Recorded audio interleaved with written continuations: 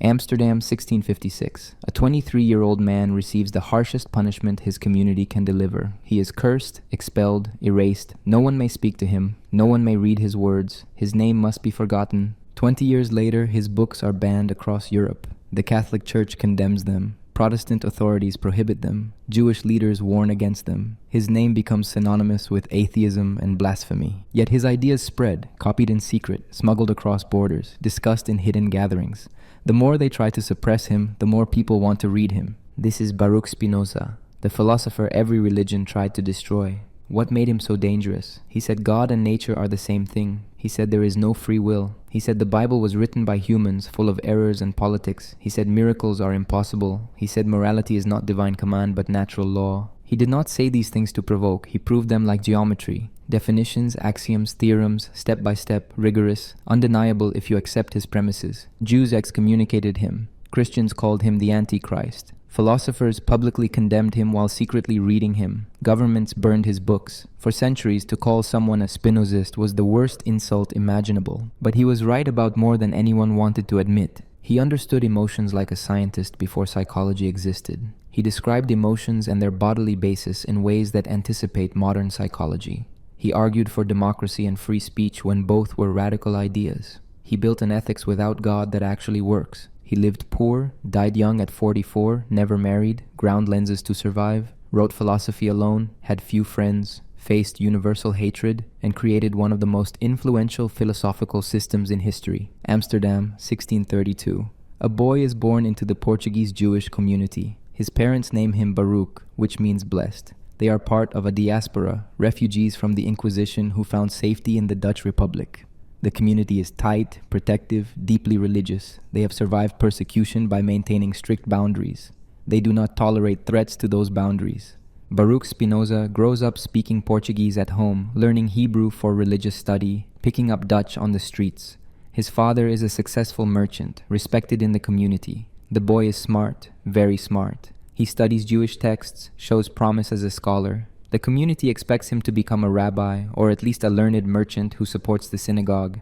But something goes wrong. We do not know exactly when or how. There is no dramatic incident recorded. What we know is that by his early 20s, Spinoza is asking questions. Questions about the soul, questions about God, questions about whether the Torah was actually written by Moses, questions about whether Jewish law makes sense, questions that have no good answers within the framework he was raised in. The community tries to handle it quietly. They offer him money, an annual pension of 1,000 florins if he will just stop talking, keep attending synagogue, maintain appearances. It is a generous offer. He can live comfortably and think whatever he wants in private. He refuses. July 27th, 1656. The leaders of the Portuguese Jewish congregation gather. They issue a cherem, an excommunication. The document is written in Hebrew and Portuguese. It is absolute. Baruch Spinoza is expelled from the community. No one may speak to him. No one may write to him. No one may do him any favor. No one may read anything he writes. He is cursed by day and by night, when he lies down and when he rises up, when he goes out and when he comes in. He is 23 years old. He changes his name. Baruch becomes Benedictus. Same meaning, different language, Hebrew to Latin, one world to another. He needs to make a living. He cannot rely on his father's business connections anymore. Those are tied to the Jewish community. He learns a practical skill, grinding and polishing optical lenses. This is precision work. Telescopes and microscopes require lenses ground to exact specifications. A tiny error ruins the lens. It takes patience, mathematical knowledge, steady hands. Spinoza becomes very good at it. His lenses develop a reputation. Scientists buy them. The work provides enough income to live modestly. More importantly, it provides independence. He does not need a patron. He does not need an institution. He does not need anyone's approval. He moves to Rijnsburg, a quiet village near Leiden, around 1661. The area is home to collegiants, a Protestant group that rejects formal church structure and emphasizes personal conscience. They leave him alone. He rents a room, sets up his lens grinding equipment, and begins writing what will become his masterwork, the Ethics. Word spreads that there is a philosopher in Rijnsburg with interesting ideas. People start visiting. A small circle forms. Lodewijk Meyer, a physician. Simon de Vries, a wealthy merchant who tries to give Spinoza money and gets refused. Adrian Korbag, who will be imprisoned for heresy and die in jail. They discuss philosophy. They read drafts of Spinoza's work. Some become devoted followers. Some are disturbed by where his arguments lead. In 1663, Spinoza publishes his first book, an exposition of Descartes' philosophy. It appears under his own name with a careful preface explaining these are Descartes' views, not necessarily his own. He is building credibility carefully. Then in 1670 he publishes the Theological Political Treatise, anonymously. The book argues that the Bible should be read as a historical text, that miracles cannot happen, that prophets were just people with vivid imaginations, that religion should be separate from philosophy, that the state should allow freedom of thought, that democracy is the most rational form of government. It is immediately banned across Europe.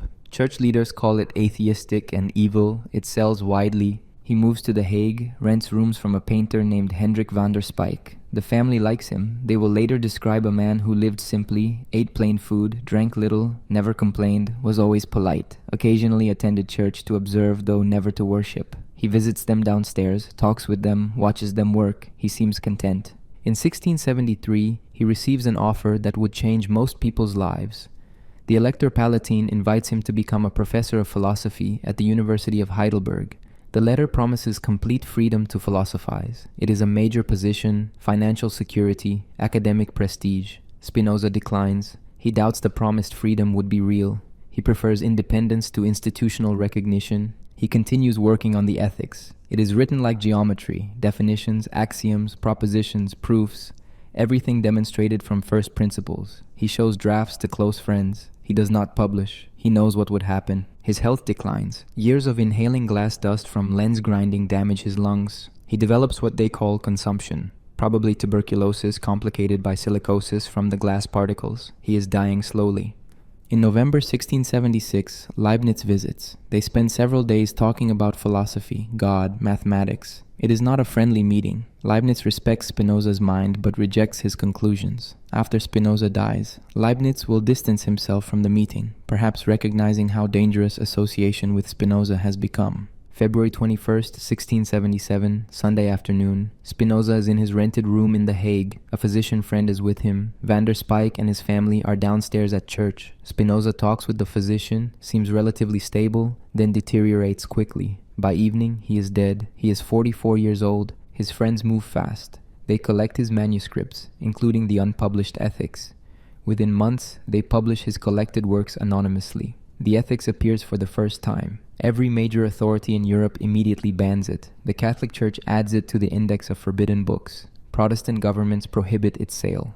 For decades, Spinoza becomes the standard accusation. You are reading Spinoza, you are a Spinozist, you are an atheist. But the books survive. Copies circulate underground. Philosophers read them secretly, discuss them quietly, absorb the ideas whether they admit it or not. The excommunicated lens grinder who died young in a rented room, whose name was supposed to be erased, whose books were banned everywhere, left behind arguments that would eventually transform Western thought. They tried to curse him out of existence. They failed completely.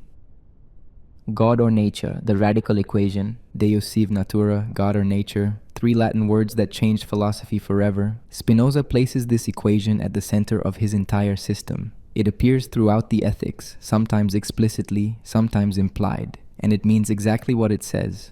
God and nature are not two different things. They are the same thing, viewed from different perspectives. When you look at the universe, you are looking at God. When you study the laws of nature, you are studying the nature of God. This is not pantheism in the usual sense. Pantheists typically say that God is in everything, that divinity permeates the world like water soaking into bread. Spinoza says something more precise and more radical. There is no God separate from the world who then enters into it or pervades it. There is only one reality, one infinite substance, and we can call it either God or nature, depending on how we are thinking about it. When we call it God, we are thinking of it as it is in itself, eternal, infinite, the cause of itself, dependent on nothing outside itself. When we call it nature, we are thinking of the same thing but from the perspective of its effects, its laws, its operations. Natura naturans and natura naturata, nature nurturing and nature natured, the active force and the things produced by that force. But both are God. Why does this matter? Because it eliminates the entire structure of traditional theology in one move. There is no God outside the universe who created it at a particular moment in time. The universe was not made. It exists eternally as an expression of God's infinite nature. There is no moment before creation because God and creation are the same thing. There is no God who stands above the universe and intervenes in it according to his will. God does not have a will in the usual sense. God acts according to his own nature with absolute necessity. Everything that happens necessarily, following from the infinite nature of God as geometric theorems follow from axioms. There is no God who gives commandments from outside nature. Moral laws are not arbitrary decrees handed down from heaven. They are descriptions of how things actually work, what increases or decreases human power and happiness. To understand morality, you study human nature, not ancient texts. There is no God who judges and punishes and rewards after death. There is no supernatural realm separate from this one. There is only this world, and everything in it follows natural law without exception. There is no God who listens to prayers and sometimes grants them. Prayer cannot change what happens because what happens is determined by the infinite chain of natural causes. Prayer might change the person who prays, making them calmer or more focused, but it does not reach up to some entity who might decide to alter the course of events. There are no miracles. A miracle would be a violation of natural law, and natural law is the expression of God's nature. For God to perform a miracle would be for God to contradict himself, which is impossible. What people call miracles are simply natural events whose causes they do not understand. The implications are devastating for traditional religion. If God is nature, then everything that exists is part of God. Every rock, every tree, every animal, every human being. You are a part of God. So is the mosquito that bites you. So is the mud on your shoes. Nothing is more sacred than anything else. Nothing is supernatural. Nothing is outside the system. This is why they called him an atheist. Not because he denied that God exists, but because his God is so different from the traditional God that it amounts to the same thing. The God of Abraham does not exist in Spinoza's universe. The God who spoke to Moses from the burning bush does not exist. The God who became man in Jesus does not exist. The God who revealed the Quran to Muhammad does not exist. These are all, in Spinoza's view, human projections, anthropomorphic fantasies created by imagination rather than reason. What exists is an infinite, eternal substance that necessarily produces everything that can possibly exist. This substance has infinite attributes, but humans can only perceive two of them: extension and thought, physical reality and mental reality, body and mind. And these are not two separate realms. They are two aspects of the same underlying reality, two ways that the one substance expresses itself. When Spinoza says God, he does not mean a person. He means the totality of existence understood as a single, interconnected, law-governed system. He means reality itself, not as a brute fact, but as an intelligible whole that can be understood through reason. This God does not love you. Love requires preference, and this God has no preferences. This God does not care about you specifically, any more than it cares about a particular grain of sand or a particular gust of wind. You are a finite mode of infinite substance, one wave in an infinite ocean. You arise, you exist for a time according to the laws of your nature, and you dissolve back into the whole. This is not cruelty, this is simply what is. But here is where Spinoza's philosophy becomes unexpectedly profound. If God is nature and you are part of nature, then you are part of God. Not metaphorically, literally. Your existence is an expression of divine power. Your mind is a thought in the infinite intellect of God. When you think clearly, when you understand truly, you are participating in God's eternal knowledge of himself. This leads to what seems like a paradox. Spinoza's philosophy begins by eliminating the personal God of traditional religion, the God who cares about you individually, the God you can pray to, the God who might save you. But it ends with something that religious mystics would recognize: the possibility of union with the divine through understanding. Not through grace, not through faith, not through ritual, but through reason. By understanding the necessity of all things, by seeing how everything follows from the nature of God, you achieve a kind of peace that Spinoza calls blessedness or beatitude. The traditional religious believer might say, if there is no personal God, no afterlife, no divine justice, then life is meaningless and morality is impossible. Spinoza would say, you have it backwards. When you stop hoping for reward and fearing punishment, when you stop thinking that the universe cares about your particular desires, when you accept the necessity of all things, then you become free. Free from anxiety, free from resentment, free from the endless cycle of hope and fear. You see yourself as part of the infinite whole, and this perspective brings joy. Deus sive natura. It is not a compromise between religion and philosophy. It is the destruction of one and the transformation of the other. Traditional theology becomes physics. Worship becomes understanding. Salvation becomes wisdom. The equation looks simple, but it rewrites everything. Everything is connected, the single substance. The ethics opens with definitions. The first definition is of cause of itself. that whose essence involves existence, or that whose nature cannot be conceived except as existing. The third definition is of substance, that which is in itself and is conceived through itself. These definitions might seem abstract, technical, the dry machinery of philosophical argument, but they lead to the most radical metaphysical claim in Western philosophy. There is only one substance, and everything that exists is either that substance or a modification of it. Start with what Spinoza means by substance. In philosophical language inherited from Aristotle, a substance is something that exists in itself and does not need anything else to exist. A table is not a substance in this strict sense because it depends on wood, which depends on trees, which depend on soil and water and sunlight. A substance is the ultimate underlying reality that everything else depends on but which depends on nothing. Descartes had argued that there are three substances: God, mind, and matter. God is infinite substance. Minds and bodies are finite substances, created by God but then existing independently. This creates the famous mind-body problem. How can mind and matter interact if they are completely different kinds of things? Spinoza takes Descartes' definition of substance and follows it to its logical conclusion. If a substance is truly independent, truly self-sufficient, then there can only be one substance. Why? Because if there were two substances, they would have to be distinguished by something. Either they share some quality or they differ in every quality. If they share some quality, then there is something common to both, something more fundamental than either, and that would be the real substance. If they differ in every quality, then one cannot cause or affect the other, and calling them both substances becomes meaningless. More directly, if a substance truly depends on nothing outside itself, then nothing can limit it. And if nothing limits it, it must be infinite. And if it is infinite, it must be unique. There is no logical space for a second infinite substance. Therefore, there is only one substance. This one substance is what Spinoza calls God or nature. Everything else that exists is not a separate substance but a modification, a mode of this single substance.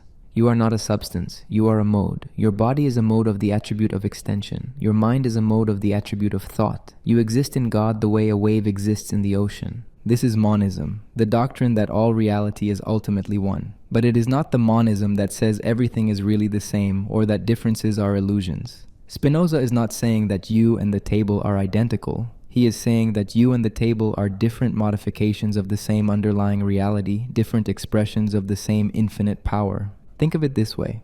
A wave is not separate from the ocean. It is the ocean in a particular configuration. One wave is different from another wave, different shape, different size, different position. But both are ocean. Neither exists independently. Neither could exist without the ocean. And the ocean is not diminished when a wave rises or falls. It simply takes different forms. You are like that wave.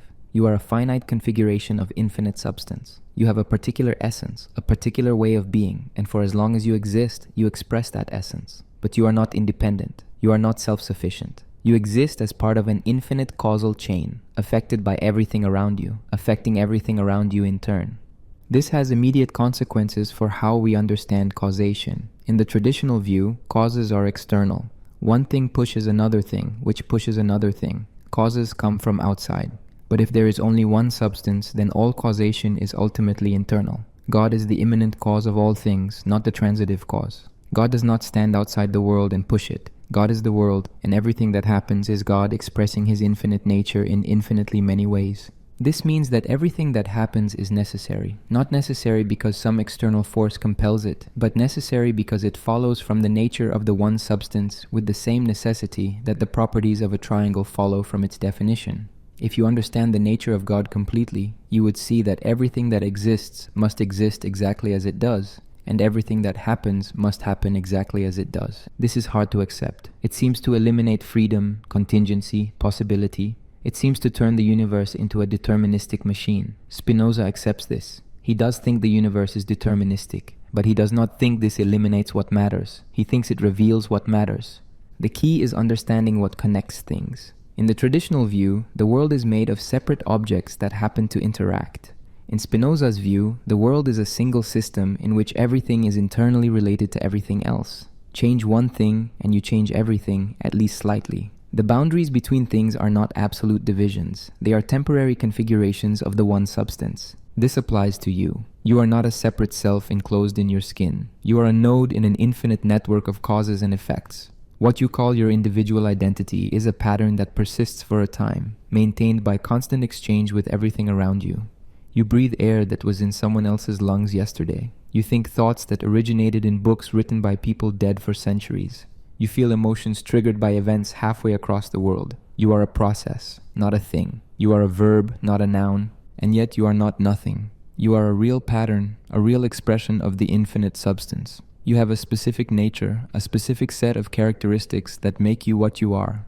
This is what Spinoza calls your essence. It is not some mystical soul stuff. It is simply the particular way that infinite substance is configured in this finite mode that is you. Understanding this changes how you see yourself. If you think you are a separate substance, you experience yourself as isolated, fundamentally alone, surrounded by foreign objects that might help or harm you. If you understand that you are a mode of the one substance, you experience yourself as part of the whole, internally connected to everything that exists. The universe is not alien to you, it is you, or rather, you are a small part of it, but that part is not separate from the whole. This is not mysticism, this is ontology, the study of what exists. Spinoza arrives at it through rigorous logical argument, not through intuition or revelation, but the conclusion has something mystical about it. The boundary between self and world becomes permeable. The distinction between inside and outside becomes relative. You are in the universe, and the universe is in you, because both are expressions of the one infinite substance that is God or nature. One substance, infinite attributes, infinite modes, everything connected, everything necessary, everything part of the divine nature. This is the foundation. Everything else follows from this. We are thoughts in God's mind. Human beings in Spinoza's system are not simple things. We are not just bodies with souls attached. We are not ghosts in machines. We are something more strange and more elegant. We are dual aspect expressions of the one substance. Here is the structure. The one infinite substance has infinite attributes. An attribute is, in Spinoza's definition, what the intellect perceives as constituting the essence of substance. Of these infinite attributes, humans can perceive only two: extension and thought. Extension is the physical, the spatial, the measurable. Thought is the mental, the conceptual, the meaningful. These are not two separate realms. They are two ways of perceiving the same underlying reality. Every mode of substance has both aspects. Every physical thing corresponds to an idea. Every idea corresponds to something physical. There is no matter without mind, and there is no mind without matter. But mind and matter are not two things interacting. They are one thing perceived in two ways. You are a finite mode of substance. As such, you exist as extension and as thought simultaneously. Your body is a mode of the attribute of extension. Your mind is a mode of the attribute of thought. But they are not two separate entities that somehow communicate. They are the same thing. Your mind is the idea of your body. Your body is the physical correlate of your mind. This solves Descartes' mind-body problem by dissolving it.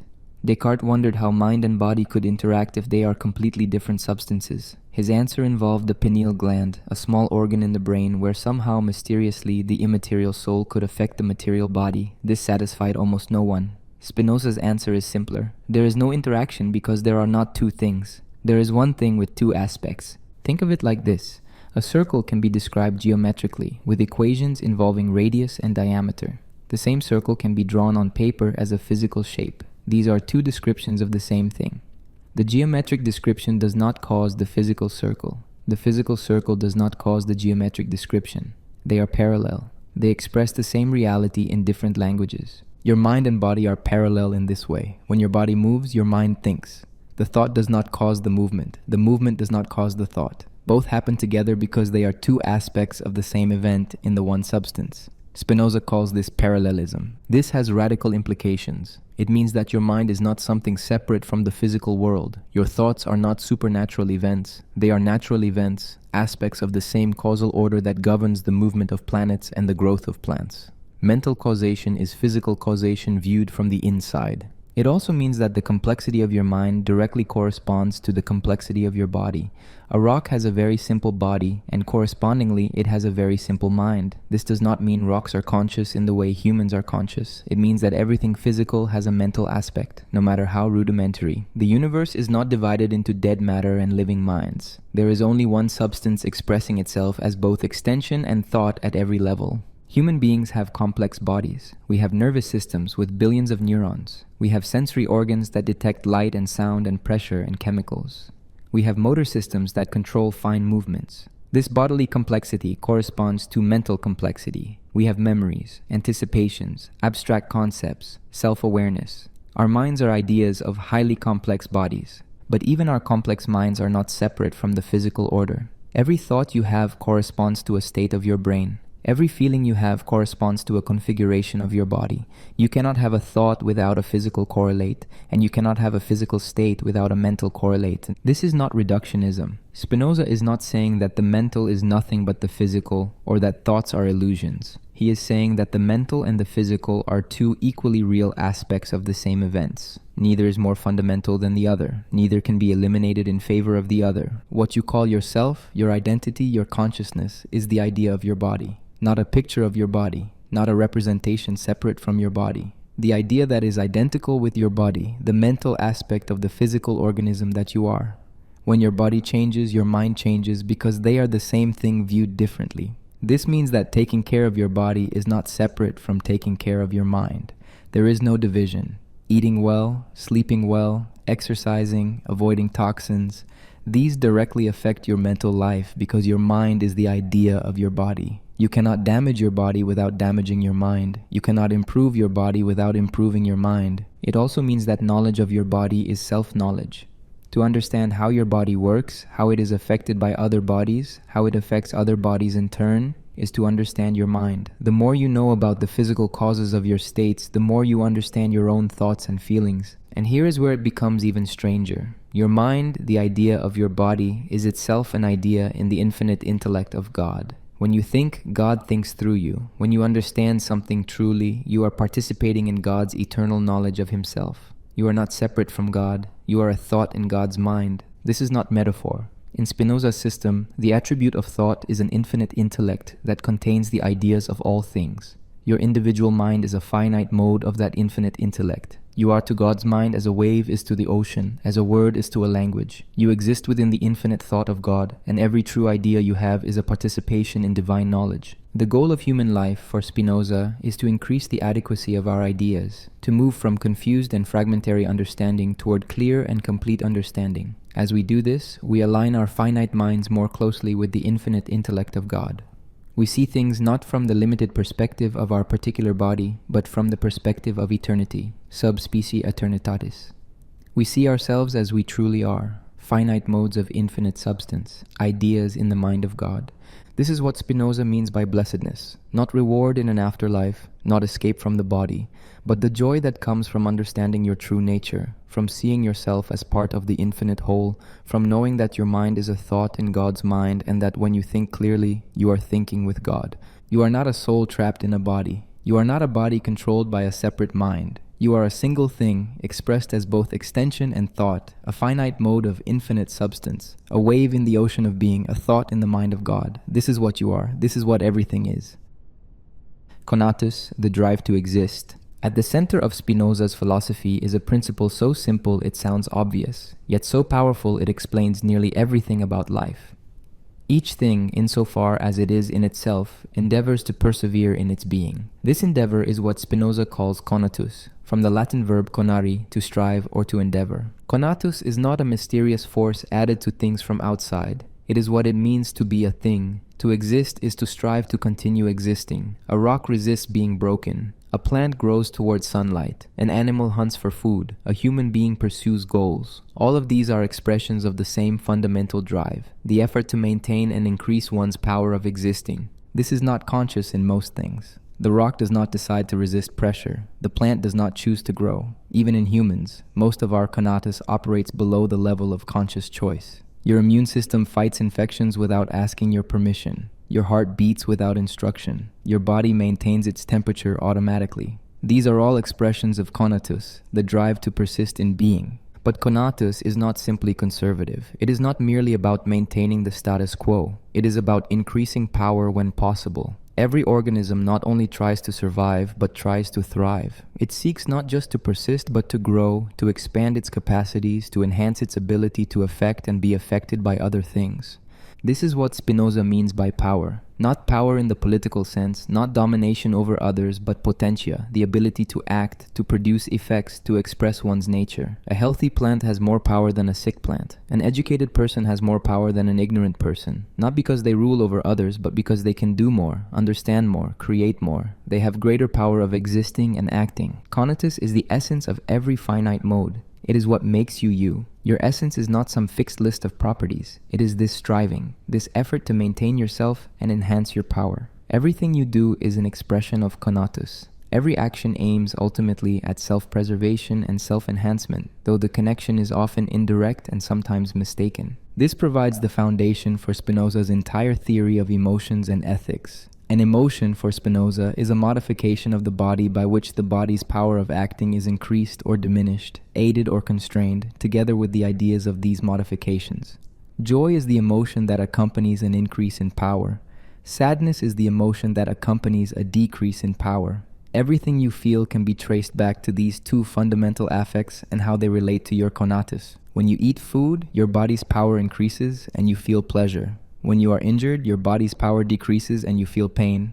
When you learn something new, your mind's power increases and you feel joy. When you are confused or deceived, your mind's power decreases and you feel frustration or sadness. Every emotion is a registration of how external causes are affecting your power to act and exist. Love, in Spinoza's definition, is joy accompanied by the idea of an external cause. You love what increases your power. Hatred is sadness accompanied by the idea of an external cause. You hate what decreases your power. Desire is conatus itself when you are conscious of it. It is the awareness of your own striving, your appetite for what will maintain and enhance you.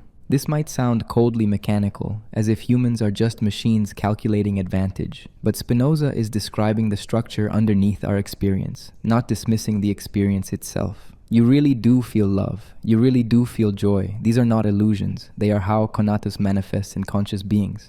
The problem is that most people do not understand their own conatus clearly. They pursue things that seem to increase their power but actually diminish it. They avoid things that seem threatening but are actually beneficial. They act from confused ideas about what serves their conatus, and the result is suffering. An addict, for example, experiences craving as a powerful drive, an expression of conatus. But the drug that seems to satisfy this drive actually diminishes the person's power over time. The immediate increase in certain capacities is overwhelmed by the long-term damage to health, relationships, mental clarity.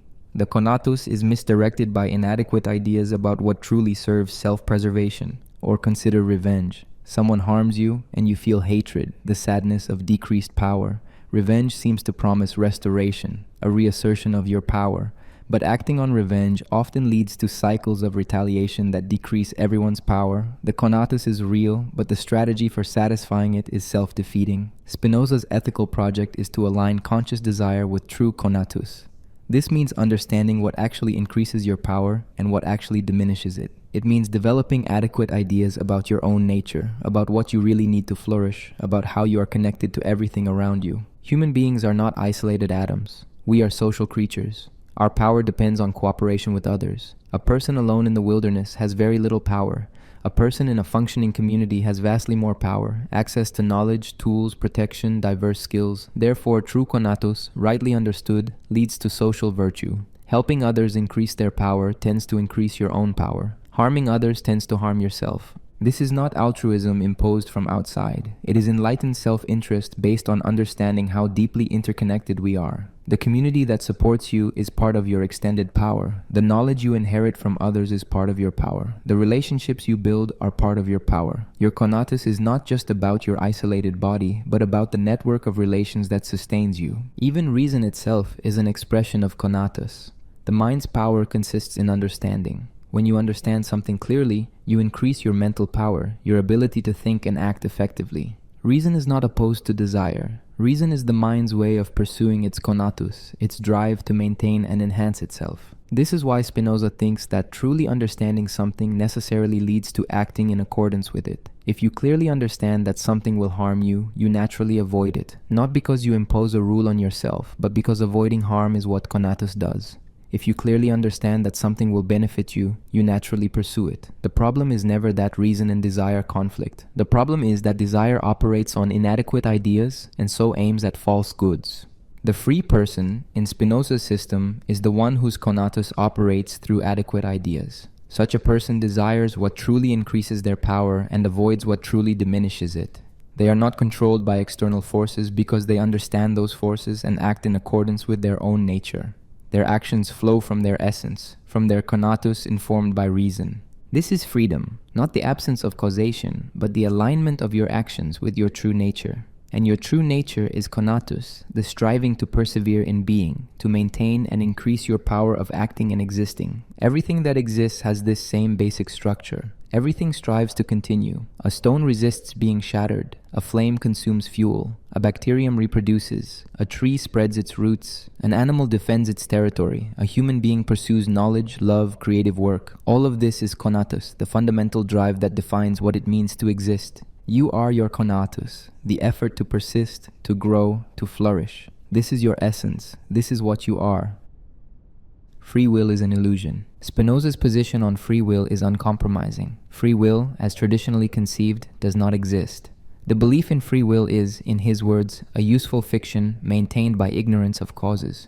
When people think they are acting freely, they are simply unaware of the forces determining their actions. This claim is offensive to common sense. It feels undeniable that you make choices. Right now, you could choose to stop reading this. You could choose to stand up, to look away, to think about something else. These feel like free choices, uncaused by anything external, originating from your own autonomous will. Spinoza would say you are confusing consciousness of action with consciousness of the causes of action. You are aware of your desire to read or to stop reading. You are aware of the decision, but you are not aware of the long chain of causes that produced that desire and that decision. Because you are unaware of the causes, you imagine that the decision came from nowhere, from some uncaused power of will inside you. This is the illusion. The argument proceeds from the metaphysics we have already seen. There is only one substance, and everything that happens follows necessarily from the nature of that substance. Every finite mode, including every human action, is determined by the infinite chain of causes that constitutes the order of nature. Nothing happens outside this order. Nothing is exempt from causation. When you make a decision, that decision is the result of your desires, beliefs, character, past experiences, current circumstances, the state of your body, the information available to you, and countless other factors. These factors have causes. Those causes have causes. The chain extends infinitely in both directions. At no point is there a break, a spontaneous act uncaused by anything prior. Spinoza offers a vivid image. Imagine a stone in motion. If that stone were conscious and could think, it would believe that it was moving by its own free will and desire to move, while in fact it was simply continuing in motion because it was pushed. It would be aware of its motion but ignorant of the cause. This is exactly the human situation.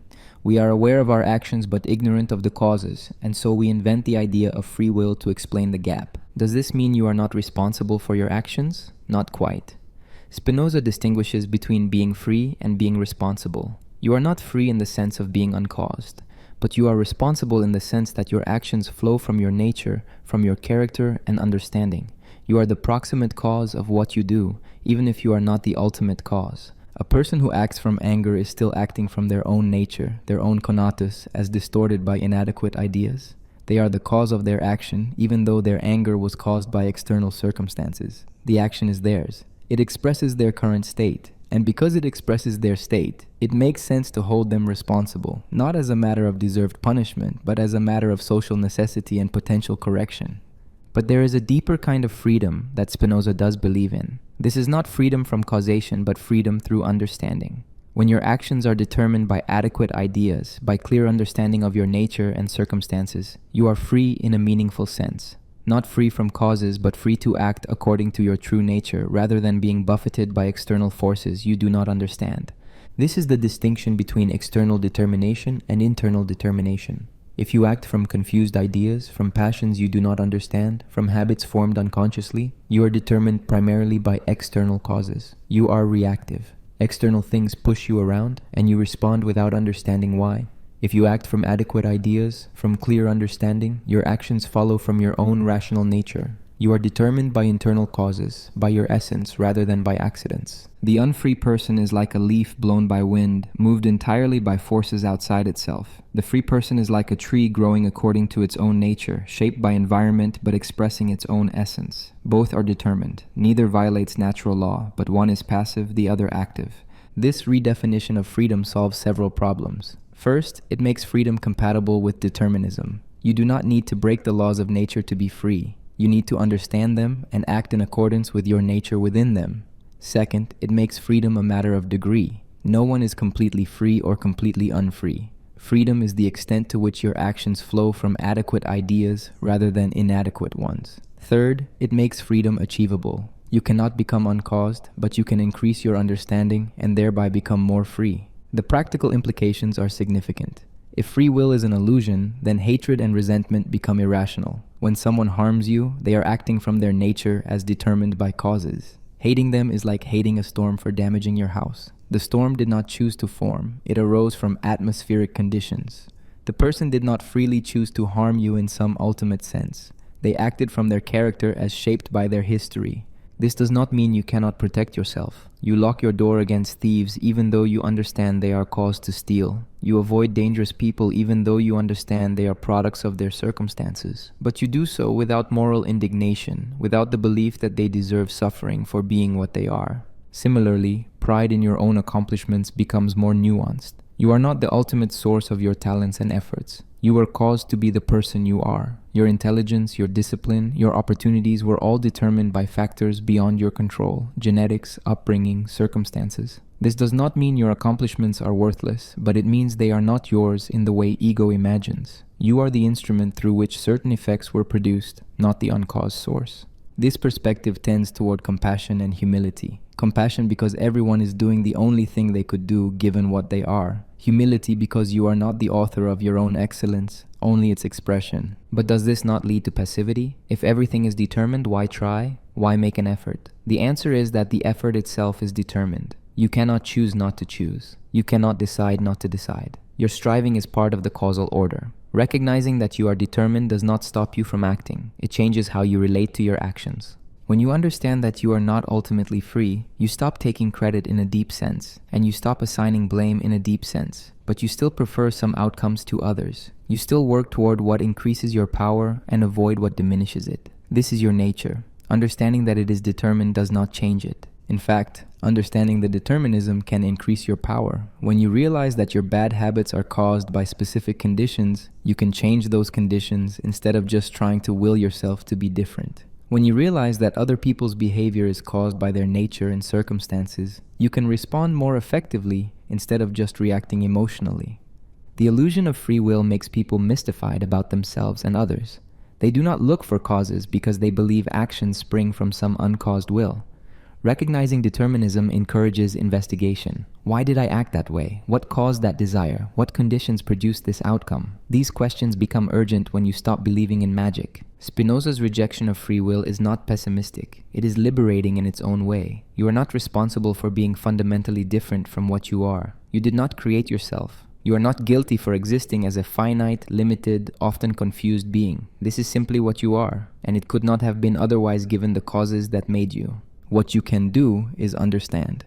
And understanding changes what you are, which changes what you do, which changes the effects you produce. The change is itself determined, but it is real change. You become more free by understanding that you are not free in the traditional sense. This is the paradox Spinoza offers. Recognize necessity, and you become more powerful. Abandon the illusion of uncaused will, and you gain the reality of rational action. Freedom is not exemption from causation. Freedom is understanding causation well enough to act from your own nature rather than being merely reactive to external forces. The stone thrown through the air is not free. The stone that understands why it flies might be.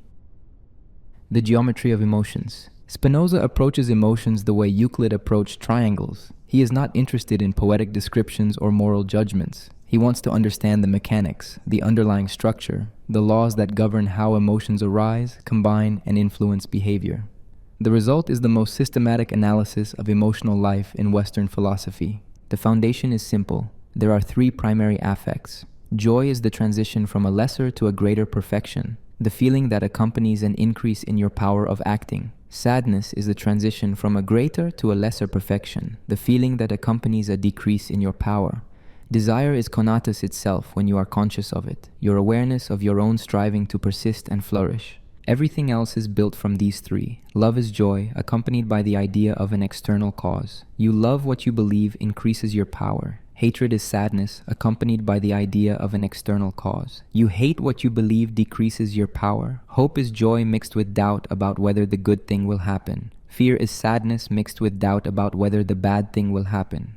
Spinoza lists 48 distinct emotions in Part 3 of the Ethics, each defined with geometric precision, each derived from the three primary affects through combination with different ideas and circumstances. Pity is sadness arising from another's misfortune. Envy is sadness at another's good fortune. Pride is thinking more highly of yourself than is justified. Humility is thinking less of yourself than is justified. Gratitude is love towards someone who has benefited another. Indignation is hatred towards someone who has harmed another.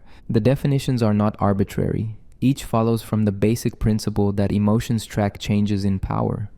When something increases your power, you feel joy and love it. When something decreases your power, you feel sadness and hate it. The complexity arises because the relationships between things and your power are complex, indirect, and often misunderstood. Consider jealousy. You love someone. They show affection to another person. You feel sadness because you imagine your power over them is decreased. You hate the rival because you see them as the cause of your decreased power. You also hate the beloved for giving attention elsewhere, but you still love them because they still bring you joy when they are attentive to you. The result is a painful mixture of love and hatred toward the same object. This is jealousy, and Spinoza's analysis shows exactly how it arises from the interplay of joy, sadness, and imagination. Or consider ambition. You desire that others should live according to your way of thinking. Why? Because when others agree with you, confirm your views, adopt your values, you experience an increase in power. Their agreement validates you, increases your sense of efficacy in the world. So you naturally desire their conformity, not from malice, but from the structure of Conatus. Everyone wants others to live as they live because it increases their own sense of power. This explains much of human conflict. Each person, following their own Conatus, wants others to conform to their understanding of how to live. But people have different natures and different understandings. What increases one person's power may decrease another's. The result is inevitable friction, competition, hatred, violence, unless people develop adequate ideas that allow them to cooperate. Spinoza's analysis reveals that most emotions involve inadequate ideas. You love or hate based on imagination rather than understanding. You think something will increase your power when it will actually decrease it. You think something will harm you when it will actually help you. The emotions themselves are not wrong, but they are based on confused perceptions of cause and effect. Passive emotions are those that arise from external causes acting on you. You see something and feel fear. You hear something and feel anger. You remember something and feel sadness. These are called passive, not because they involve no action on your part, but because they are determined primarily by external forces rather than your own understanding. You are being affected more than you are acting.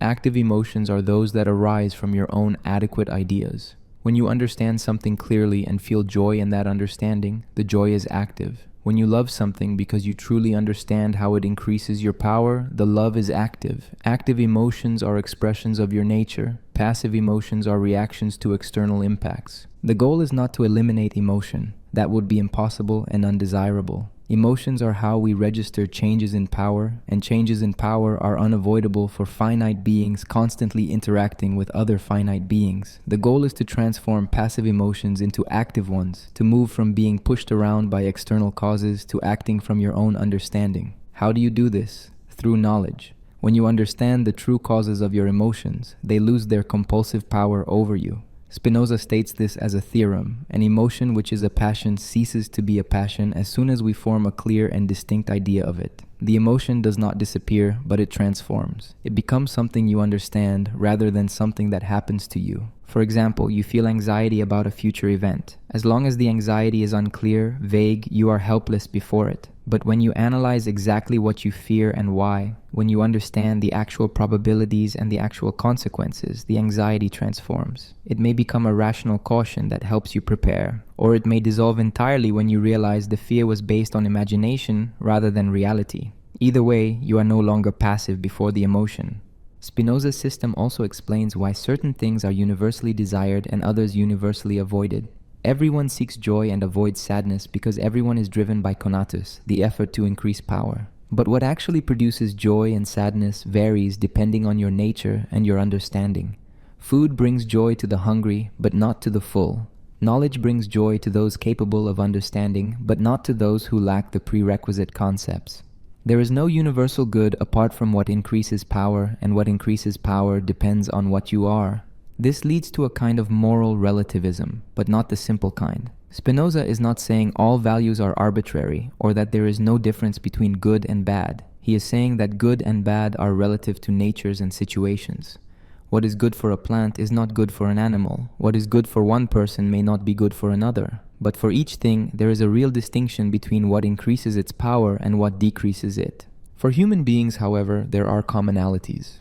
We are social creatures with similar basic needs. Reason, friendship, cooperation, health, knowledge.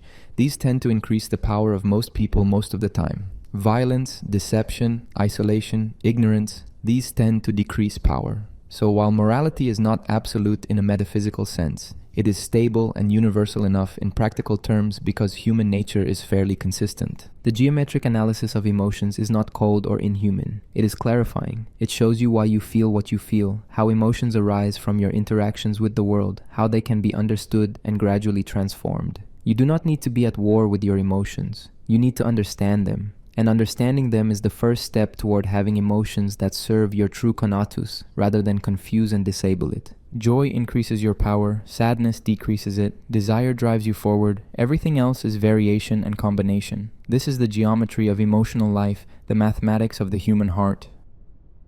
The mind-body problem solved? For centuries, philosophers struggled with a seemingly impossible question. How can mind and body interact? The mind seems to be made of thoughts, consciousness, meaning. The body seems to be made of matter, cells, chemical reactions. How can something mental cause something physical? How can a thought move an arm? How can a brain state produce a sensation of red? Descartes proposed that mind and body are two different substances that somehow meet and interact in the pineal gland, a small structure in the center of the brain. This satisfied almost no one. If mind and body are completely different kinds of things, interaction becomes mysterious. How does the immaterial soul push the material body? What is the mechanism? Spinoza's solution is radical. There is no interaction because there are not two things. Mind and body are not separate substances that need to communicate. They are two aspects of the same thing, two ways of describing the same events in the one substance. This is the doctrine of parallelism. Every physical event has a mental correlate, and every mental event has a physical correlate. But one does not cause the other. They run in parallel because they are the same thing viewed from different perspectives. And think of it this way.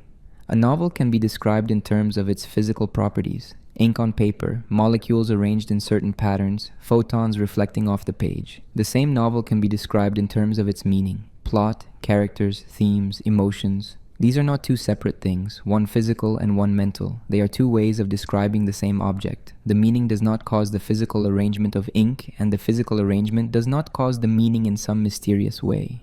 They are parallel descriptions of one reality. Your mind and body are like that. When you decide to raise your arm and then your arm rises, it looks like the mental event caused the physical event. But in Spinoza's analysis, there is no causation between mind and body. Instead, there is one event in substance that can be described in two ways. Described physically, it is a sequence of neural firings, muscle contractions, and limb movement. Described mentally, it is a decision, an intention, an action. Same event, two descriptions. This is not epiphenomenalism, the view that mental events are just byproducts of physical events, with no causal power of their own. Spinoza is not reducing mind to body or body to mind. He is saying they are two equal aspects of the same underlying reality. Neither is more fundamental than the other. Neither causes the other. They are parallel expressions of the one substance. The technical formulation appears in Part 2 of the Ethics. The order and connection of ideas is the same as the order and connection of things. The mental realm and the physical realm have the same structure. Every causal relation in the body corresponds to a logical relation in the mind. Every physical interaction corresponds to a mental operation. The map is perfect because they are not two separate domains, but two perspectives on one domain. This solves several problems at once. First, it eliminates the mystery of mind-body interaction. There is no interaction, so there is no mystery. Second, it preserves the integrity of both physical and mental explanation. You can explain physical events entirely in physical terms without reference to mind, and you can explain mental events entirely in mental terms without reference to body. Both explanations are complete and correct because they are describing the same thing. Third, it explains the correspondence between mind and body without making one dependent on the other. Your mental life corresponds perfectly to your physical life, not because one causes the other, but because they are the same life viewed differently. When you are tired, your thinking slows. When you are ill, your mood darkens. When you are healthy and well rested, your mind is clearer. These are not cases of body affecting mind. They are cases of one event manifesting as both physical and mental states. This has practical implications. It means that you cannot change your mind without changing your body. And you cannot change your body without changing your mind. They are inseparable. Therapy that addresses only thoughts while ignoring physical health is incomplete. Medicine that treats only the body while ignoring mental states is incomplete. You are a unity, and any effective intervention must recognize this. It also means that determinism applies equally to mental and physical events. Your thoughts are not free from causation any more than your movements are. Mental events follow from previous mental events with the same necessity that physical events follow from previous physical events. The feeling that your thoughts are free, that they arise spontaneously, is the same illusion that makes people think their actions are free. You are aware of the thought, but not of its causes. But there is a subtlety here. While mind and body are parallel, not every aspect of the body is paralleled by conscious thought. You have a vastly complex body with countless processes: digestion, immune responses, cellular repair, unconscious regulation of breathing and heartbeat. All of these have mental correlates, ideas in the infinite intellect of God, but not all of them rise to the level of your conscious awareness. Your conscious mind is the idea of certain aspects of your body, primarily the brain and nervous system, not the idea of every cell. This means that much of your mental life is unconscious. Ideas exist and affect other ideas without your awareness, just as bodily processes occur and affect other processes without your awareness. What you call consciousness is a small subset of your total mental activity, the part that corresponds to particularly complex and integrated neural activity. Spinoza anticipates later developments in psychology and neuroscience here. The unconscious mind is not a mysterious realm separate from the body. It is simply the vast majority of mental activity that does not reach the threshold of conscious awareness. And it operates according to the same laws as conscious thought, following the same necessity, the same causal chains. The parallelism also means that mental causation is real. Your thoughts really do lead to actions, not because they reach down and push your body around, but because the mental and physical are two sides of one process. When you think something through and decide on a course of action, that mental process is the mental side of a physical process in your brain and body. The mental process is the action, viewed from the inside. This rescues agency without requiring free will. You are the agent of your actions even though your actions are determined.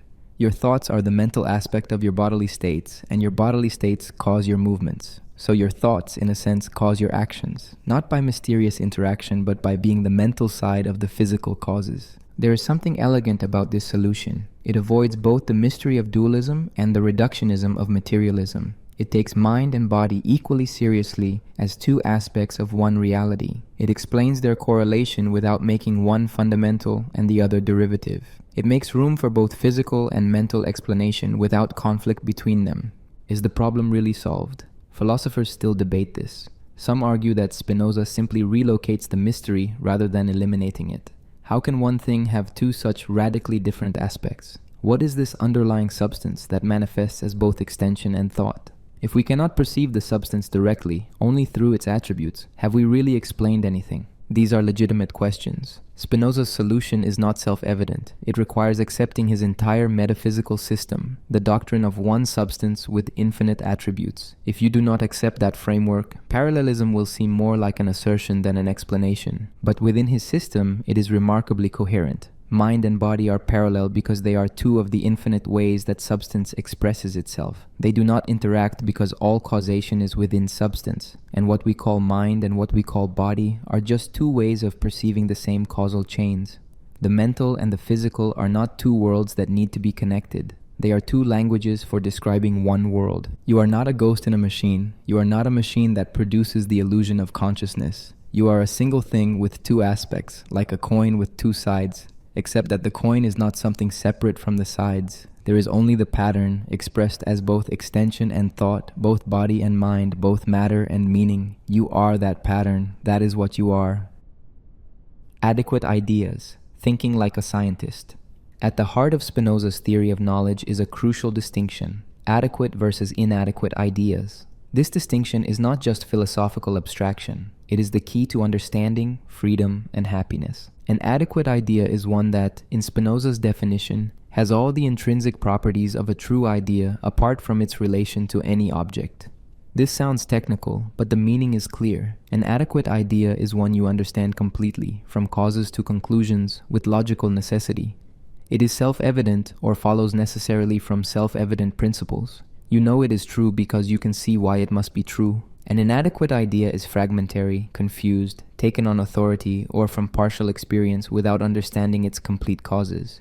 You might have many inadequate ideas that happen to be true, but you do not know why they are true. You cannot derive them from first principles. You hold them by habit, testimony, or isolated observation. Consider a mathematical truth. The angles of a triangle sum to 180 degrees. You can know this adequately if you understand the geometric proof. You see that it follows necessarily from the definitions of line, angle, and plane.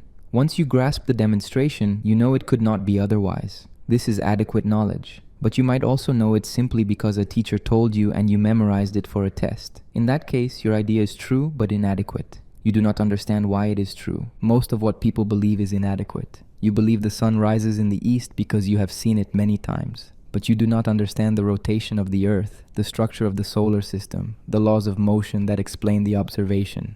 Your idea matches reality, but you hold it through habit and sense experience, not through understanding causes. This is not mere pedantry. The difference between adequate and inadequate ideas determines your entire relationship to reality. When you have adequate ideas, you are active. You understand causes, and so you can predict effects, explain phenomena, and act effectively. When you have only inadequate ideas, you are passive. Things happen to you, and you do not know why. You react rather than act. You are at the mercy of circumstances you cannot comprehend. Inadequate ideas come primarily from sense experience and imagination. You see the sun moving across the sky and imagine it is circling the earth. You feel pain after eating certain food and imagine that food is poisonous. You see patterns in random events and imagine causal connections that do not exist. Imagination is useful for practical life, for remembering and navigating the immediate environment, but it does not give understanding. It gives only correlation, surface appearance, mental associations. Sense experience is particularly unreliable. Your senses show you how things affect your body, not how things are in themselves. When you see red, you are experiencing a modification of your visual system, not perceiving redness as an objective property. When you feel heat, you are experiencing a certain energy affecting your nerves, not knowing the underlying molecular motion. Senses are useful for survival, but poor guides to truth. Adequate ideas come from reason. Reason perceives common notions, properties that belong to all things: extension, motion, proportion, causation. These universal features can be understood clearly because they are not dependent on particular circumstances or subjective perspective. Mathematical truths are adequate because they follow from definitions and axioms with logical necessity. Physical laws are adequate when they are derived from clear principles and tested against experience systematically. Spinoza distinguishes three kinds of knowledge. The first kind is opinion or imagination, knowledge from sense experience and hearsay. This is how most people know most things. It is unreliable but unavoidable for practical life. The second kind is reason, knowledge from common notions and logical demonstration. This is how scientists and mathematicians know things, through understanding causes and laws. The third kind is intuitive knowledge, direct insight into the essence of things. This is rare and difficult to achieve, but it represents the highest form of understanding. The progression from first to second kind of knowledge is the ethical project. You cannot eliminate the first kind entirely because you live in a body that perceives through senses, but you can supplement it with reason, gradually replacing inadequate ideas with adequate ones, building understanding from the ground up. How do you do this? By questioning your beliefs, seeking causes, testing hypotheses, demanding clear definitions, following arguments to their conclusions. By not accepting things simply because they seem true or because everyone believes them.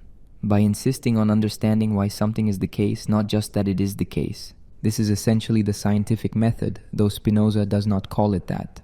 Science is the systematic attempt to replace imagination with reason, inadequate ideas with adequate ones.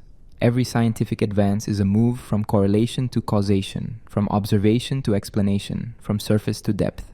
But adequate ideas are not limited to natural science. You can have adequate ideas about yourself, about your emotions, about your relationships. When you understand why you feel what you feel, when you see the causes of your reactions, when you grasp the patterns in your behavior, you are developing adequate ideas about yourself. And this self-knowledge is transformative. An emotion based on an inadequate idea is a passion, something that happens to you. You feel anger because someone insulted you, but you do not understand the mechanisms of anger, the history of your sensitivity to insult, the social dynamics that make insult powerful. The anger controls you. But when you understand these causes, when you have adequate ideas about the emotion, it transforms. The emotion does not disappear, but it no longer overwhelms you. You see it as a natural response to certain stimuli, and this understanding itself changes the emotional state. Spinoza claims that an emotion ceases to be a passion as soon as we form a clear and distinct idea of it. This is not just theoretical, it is practical psychology. Naming and understanding your emotions reduces their compulsive power. Cognitive therapy operates on this principle. Identify distorted thinking, examine the evidence, replace inadequate ideas with more adequate ones, and the emotional distress diminishes. The pursuit of adequate ideas is difficult. It requires time, discipline, mental effort. It is easier to rely on authority, tradition, common sense, intuition. Most people never develop many adequate ideas because the cost is high and the immediate benefits are unclear, but the long-term benefits are immense. Adequate ideas give you power. Power to understand, power to predict, power to act effectively, power to be free from manipulation and confusion. This is why Spinoza values reason so highly. Reason is not opposed to emotion or desire. Reason is the method by which Conatus operates most effectively. A person with adequate ideas pursues what truly increases their power and avoids what truly diminishes it. A person with inadequate ideas pursues illusions and avoids imaginary dangers, undermining their own Conatus through confusion. The highest achievement of human life for Spinoza is to live according to reason, to have as many adequate ideas as possible, to understand the world and yourself with clarity.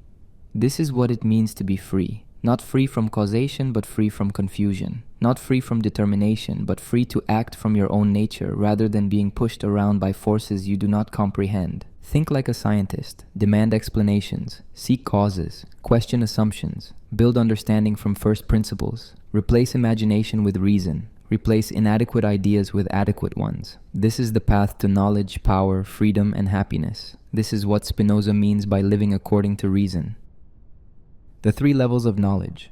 Spinoza maps 3 distinct kinds of knowledge, each with its own method, scope, and value.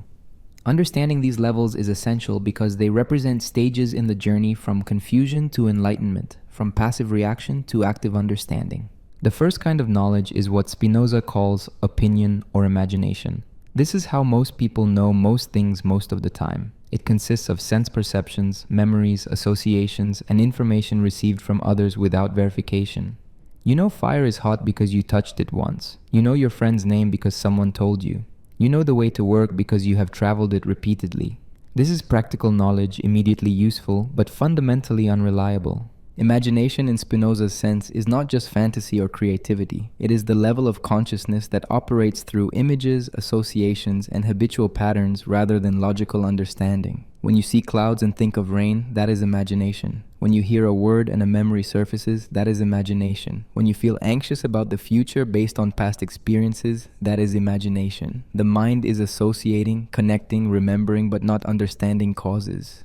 The problem with the first kind of knowledge is that it reflects how things affect you, not how things are. When you see the sun, you perceive a small yellow disk moving across the sky. This is how the sun appears to your particular sensory apparatus from your particular location. It tells you almost nothing about what the sun actually is. A massive ball of plasma 93 million miles away, fusing hydrogen into helium, holding planets in gravitational orbit. The appearance and the reality are vastly different. Sense experience is always egocentric. It shows you the world as it relates to you, to your body, to your immediate needs and concerns. This is useful for survival. If you are hungry, you need to know where food is, not the molecular structure of nutrition. If you are threatened, you need to react quickly, not analyze the psychology of aggression. Evolution designed your senses for practical action, not theoretical understanding.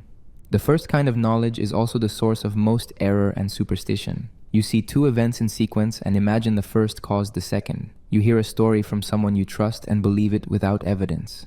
You project your fears onto the world and imagine threats that do not exist. You generalize from limited experience and assume your sample represents the whole. Imagination is prone to false patterns, hasty conclusions, emotional distortions. Yet you cannot live without the first kind of knowledge. It is the foundation of daily life. You cannot stop and analyze every perception, verify every claim, deduce every action from first principles. You must rely on habit, trust, immediate appearance. The question is whether you supplement imagination with something more reliable. The second kind of knowledge is reason. This is knowledge from common notions and adequate ideas, knowledge that understands things through their causes. Reason perceives what is universal, what applies to all things or to whole classes of things. It moves from particular observations to general laws, from effects back to causes, from appearances to underlying structure. Mathematics is the clearest example. When you understand that 2 plus 2 equals 4, you are not relying on sense experience, though you might have learned it through counting objects. You are grasping a necessary truth that holds universally, independent of circumstances. Once you understand the definitions and axioms of arithmetic, you see that 2 plus 2 must equal 4. You have adequate knowledge. Physics operates at this level when done correctly. The laws of motion, the principles of thermodynamics, the equations describing electromagnetic fields, these are not mere generalizations from experience. They are theoretical structures that explain why things behave as they do. When you understand these laws, you understand the causes of phenomena. You have moved from seeing that things happen to understanding why they must happen. Reason also applies to human affairs. When you understand that human beings are finite modes driven by Conatus, seeking to increase power and avoid diminishment, you have a basis for understanding behavior.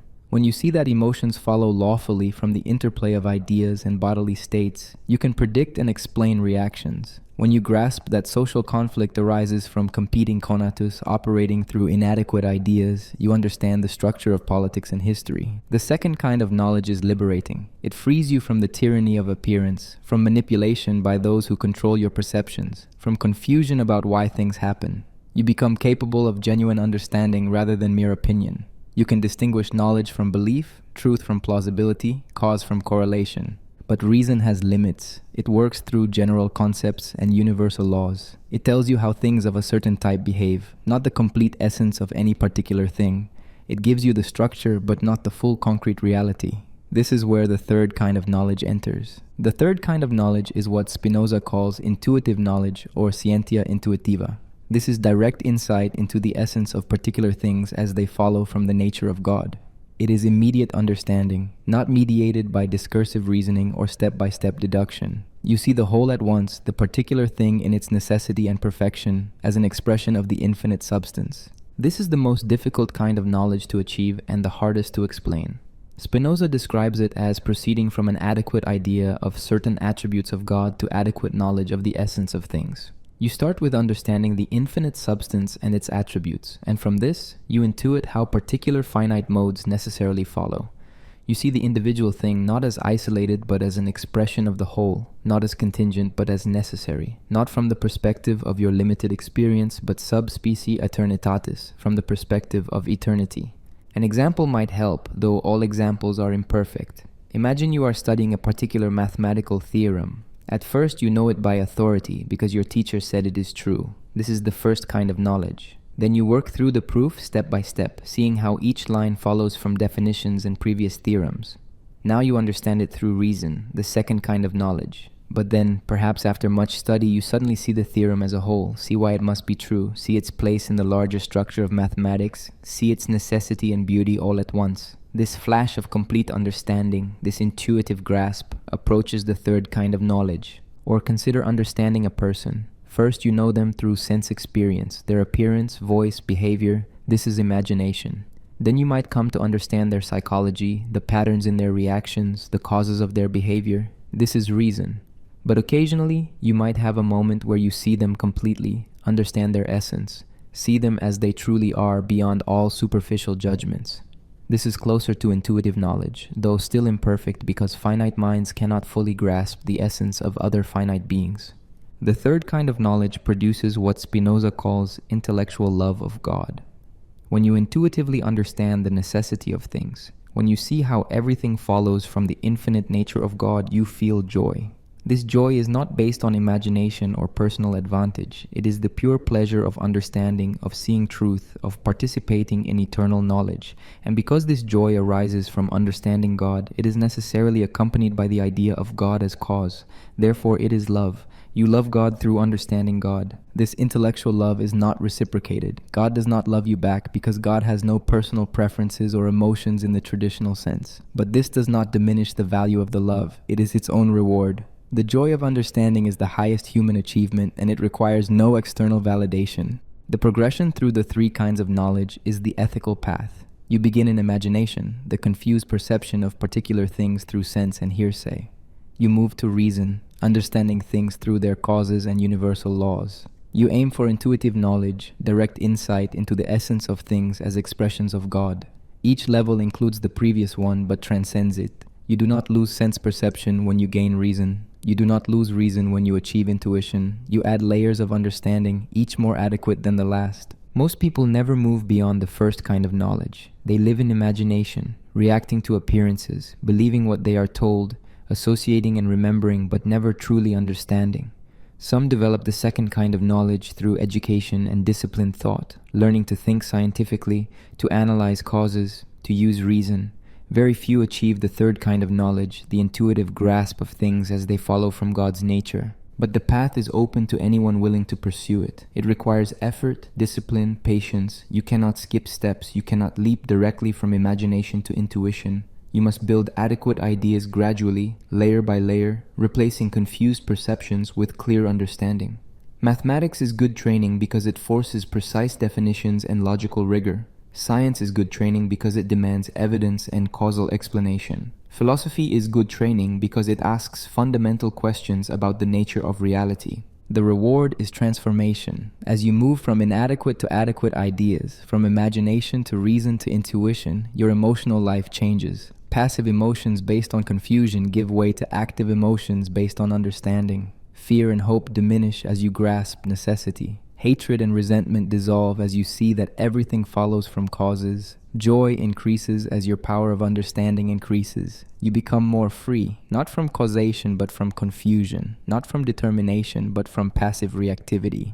The three kinds of knowledge are not just philosophical categories. They are stages of human development, levels of consciousness, degrees of freedom. Where you are on this ladder determines how you experience life, how much power you have, how much peace you feel.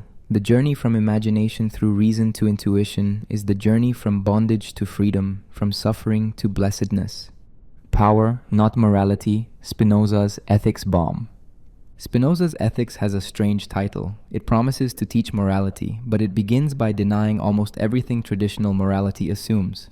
There is no free will, no supernatural reward or punishment, no transcendent standard of good and evil. What remains is something more radical than most readers expect. Traditional morality operates through commands. God commands certain actions and forbids others. These commands are binding regardless of consequences, regardless of whether they make you happy or powerful. You obey because obedience is right, because God said so, because duty demands it. Good and evil are categories imposed from outside human nature. Spinoza rejects this entirely.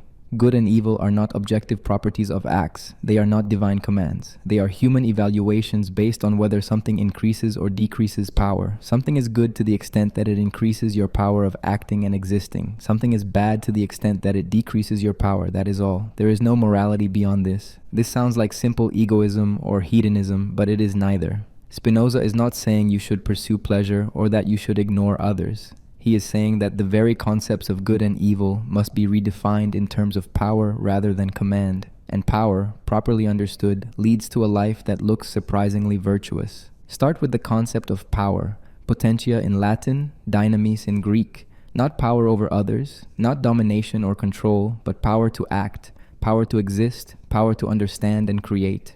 A healthy tree has more power than a sick tree. An educated person has more power than an ignorant person, not because they rule others, but because they can do more, affect more, produce more. Power is capacity, not dominance.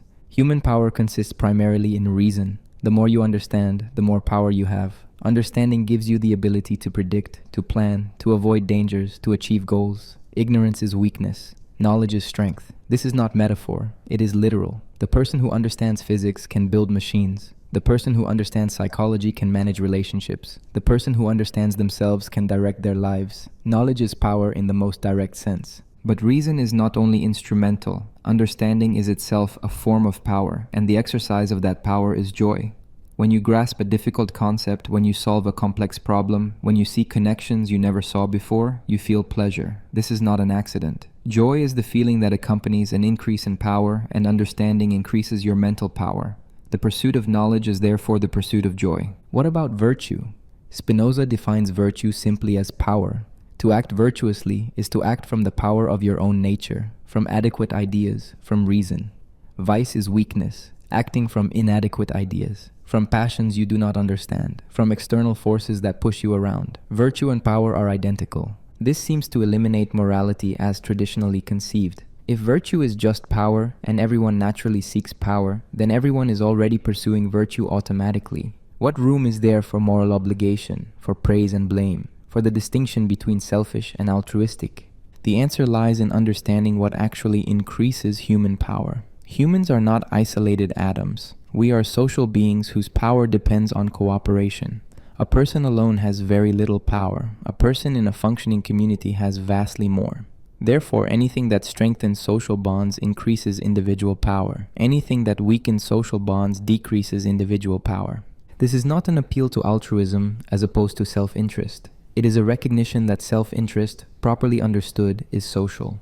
Your interest and the interest of others are not opposed except when operating from inadequate ideas. When you understand the situation adequately, you see that helping others often helps yourself, that harming others often harms yourself, that the network of relationships you depend on is part of your extended power. Consider honesty. Why be honest? Traditional morality says because God commands it or because duty requires it. Spinoza says because honesty increases your power. Lying requires you to remember the lie, to maintain consistency, to fear exposure. It creates anxiety and isolation. It damages trust, which damages relationships, which damages your social power. Honesty is simpler, more powerful, more sustainable. It aligns your words with reality, which makes your thinking clearer and your relationships stronger. Consider compassion. Why care about others' suffering? Traditional morality appeals to divine command or moral law. Spinoza says that when you understand others as beings like yourself, driven by the same Conatus, subject to the same necessities, you naturally feel compassion. Their suffering is similar in structure to your suffering. Seeing their diminished power resonates with your own experience of diminished power. Compassion is not weakness. It is a rational recognition of shared nature. Moreover, living in a community where others are suffering and struggling is living in a weaker, more dangerous community. Their suffering affects you even if indirectly. Helping them increases the power of the whole, which increases your own power as a part of that whole. Compassion and self-interest align when you understand the situation adequately. What about justice? Spinoza does not appeal to natural rights or social contracts in the traditional sense. He argues that a just society is simply one where people can maximize their power without constant conflict. Laws and institutions that create stability, protect cooperation, and allow people to develop their capacities are good because they increase collective power. Laws that create oppression, violence, and chaos are bad because they decrease collective power. This is consequentialism of a sort, but not the utilitarian calculus of pleasure and pain. It is an ethics based on power, on what allows human beings to flourish according to their nature. And human nature, properly understood, flourishes through reason, cooperation, understanding, creativity. These are not arbitrary values imposed from outside, they follow from what humans are. Critics object that this ethics has no binding force. If good is just what increases my power, and I can increase my power through violence or exploitation, why should I refrain? Spinoza's answer is that you cannot actually increase your power long-term through these means because they undermine the social conditions that sustain your power. Violence creates enemies and instability. Exploitation creates resentment and resistance. Short-term gains are overwhelmed by long-term losses. But what if you are powerful enough to ignore the consequences? What if you are a tyrant who can exploit without fear of retaliation? Spinoza would say that such a person has decreased their own power in subtle ways. They live in fear, they trust no one, they must constantly guard against betrayal, they have cut themselves off from genuine relationships, they have stunted their own rational development, they are powerful in external things but weak in themselves, and ultimately, external power is fragile while internal power is stable. The highest good for Spinoza is knowledge of God, which means understanding the necessity of all things, seeing reality as it truly is. This produces a joy that is not dependent on external circumstances, a power that cannot be taken away. The person who achieves this is free in the deepest sense, powerful in the most meaningful way, virtuous in the truest form. This reframing of morality is profoundly disturbing to traditional religious and philosophical ethics. It makes morality naturalistic, immanent, based on human nature rather than divine command. It makes good and evil relative to power rather than absolute. It treats virtue as strength rather than obedience. But it is not nihilistic. It does not say that anything goes or that might makes right in the crude sense. It says that if you understand your nature and your situation clearly, if you operate from adequate ideas rather than confused ones, you will naturally live in ways that traditional morality would recognize as virtuous. Not because you obey rules, but because you understand what actually serves your power. Reason, friendship, honesty, compassion, cooperation, knowledge. These increase human power. Violence, deception, isolation, hatred, ignorance, these decrease human power. The person who lives according to reason will pursue the former and avoid the latter, not from duty, but from understanding. Morality becomes a description of what serves human flourishing, rather than a prescription imposed from outside. This is Spinoza's ethics bomb. He keeps the language of good and evil, virtue and vice, but completely transforms their meaning. Good is power, evil is weakness. Virtue is reason, vice is ignorance. The moral life is the life of increasing power through understanding, and this life looks surprisingly like what the old morality recommended, but for completely different reasons. Love without possession. Spinoza's analysis of love is clinical and shocking. Love, he states precisely, is joy accompanied by the idea of an external cause. That is all. Nothing about eternity, nothing about soulmates, nothing about transcendent union. Just an emotion that arises when something increases your power and you identify that something as the cause. This definition applies to all loves. Love of a person, love of an activity, love of an object. When you love chocolate, you experience joy when eating it and attribute that joy to the chocolate. When you love music, you experience joy when hearing it and attribute that joy to the music. When you love a person, you experience joy in their presence and attribute that joy to them. The structure is identical in all cases. What makes human love complicated is that the joy comes not just from the other person's existence, but from complex interactions, their attention, their affection, their approval, their presence in your life. And because you are dependent on them for this joy, you become anxious about losing them. This anxiety is what Spinoza analyzes with surgical precision. When you love someone, you desire their love in return. Why? Because their love means they experience joy in your presence, which means they will seek your company, which means you will continue to receive the joy they provide. Their love becomes a guarantee of continued access to your source of joy. Therefore, you naturally desire that they love you. This is not selfishness, it is the inevitable structure of human attachment. But this creates vulnerability. What if they stop loving you? What if they love someone else? These possibilities threaten your access to joy, and therefore you feel sadness at the thought. This sadness, when focused on a rival who might take their attention, is jealousy. When focused on the beloved who might withdraw their love, it becomes fear and neediness. The same person who brings you joy also brings you anxiety because you depend on them. This dependence is what Spinoza identifies as the problem with ordinary love. It is based on inadequate ideas. You imagine that this particular person is the source of your joy, that you cannot be happy without them, that your well-being depends on their continued presence and affection. These are illusions created by imagination, not facts revealed by reason. The truth is that your joy comes from yourself, from your own power of existing and acting. The other person is an occasion for this joy, not its ultimate cause. They affect you in ways that increase your power, and you experience this as joy. But the power is yours, the joy is yours, and while they may catalyze it, they do not create it. If they disappeared, you could find other occasions for joy, other relationships, other sources of increased power. This sounds heartless, as if Spinoza is recommending detachment or emotional invulnerability. But that is not his point. He is not saying you should not love people. He is saying you should understand what love actually is, so that you can love without the destructive patterns that typically accompany love. Possessiveness, jealousy, neediness, resentment.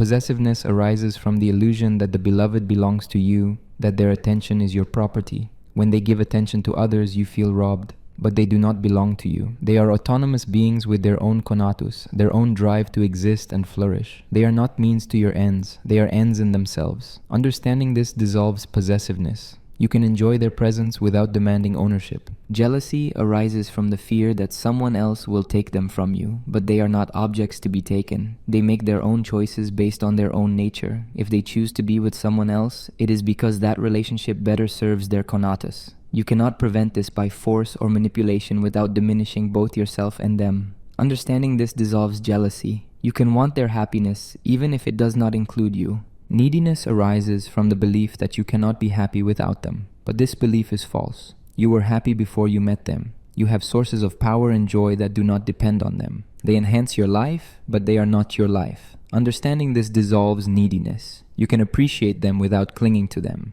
Resentment arises when they do not meet your expectations, when they fail to provide the joy you anticipated. But these expectations are your projections, not their obligations. They are being themselves, following their own nature.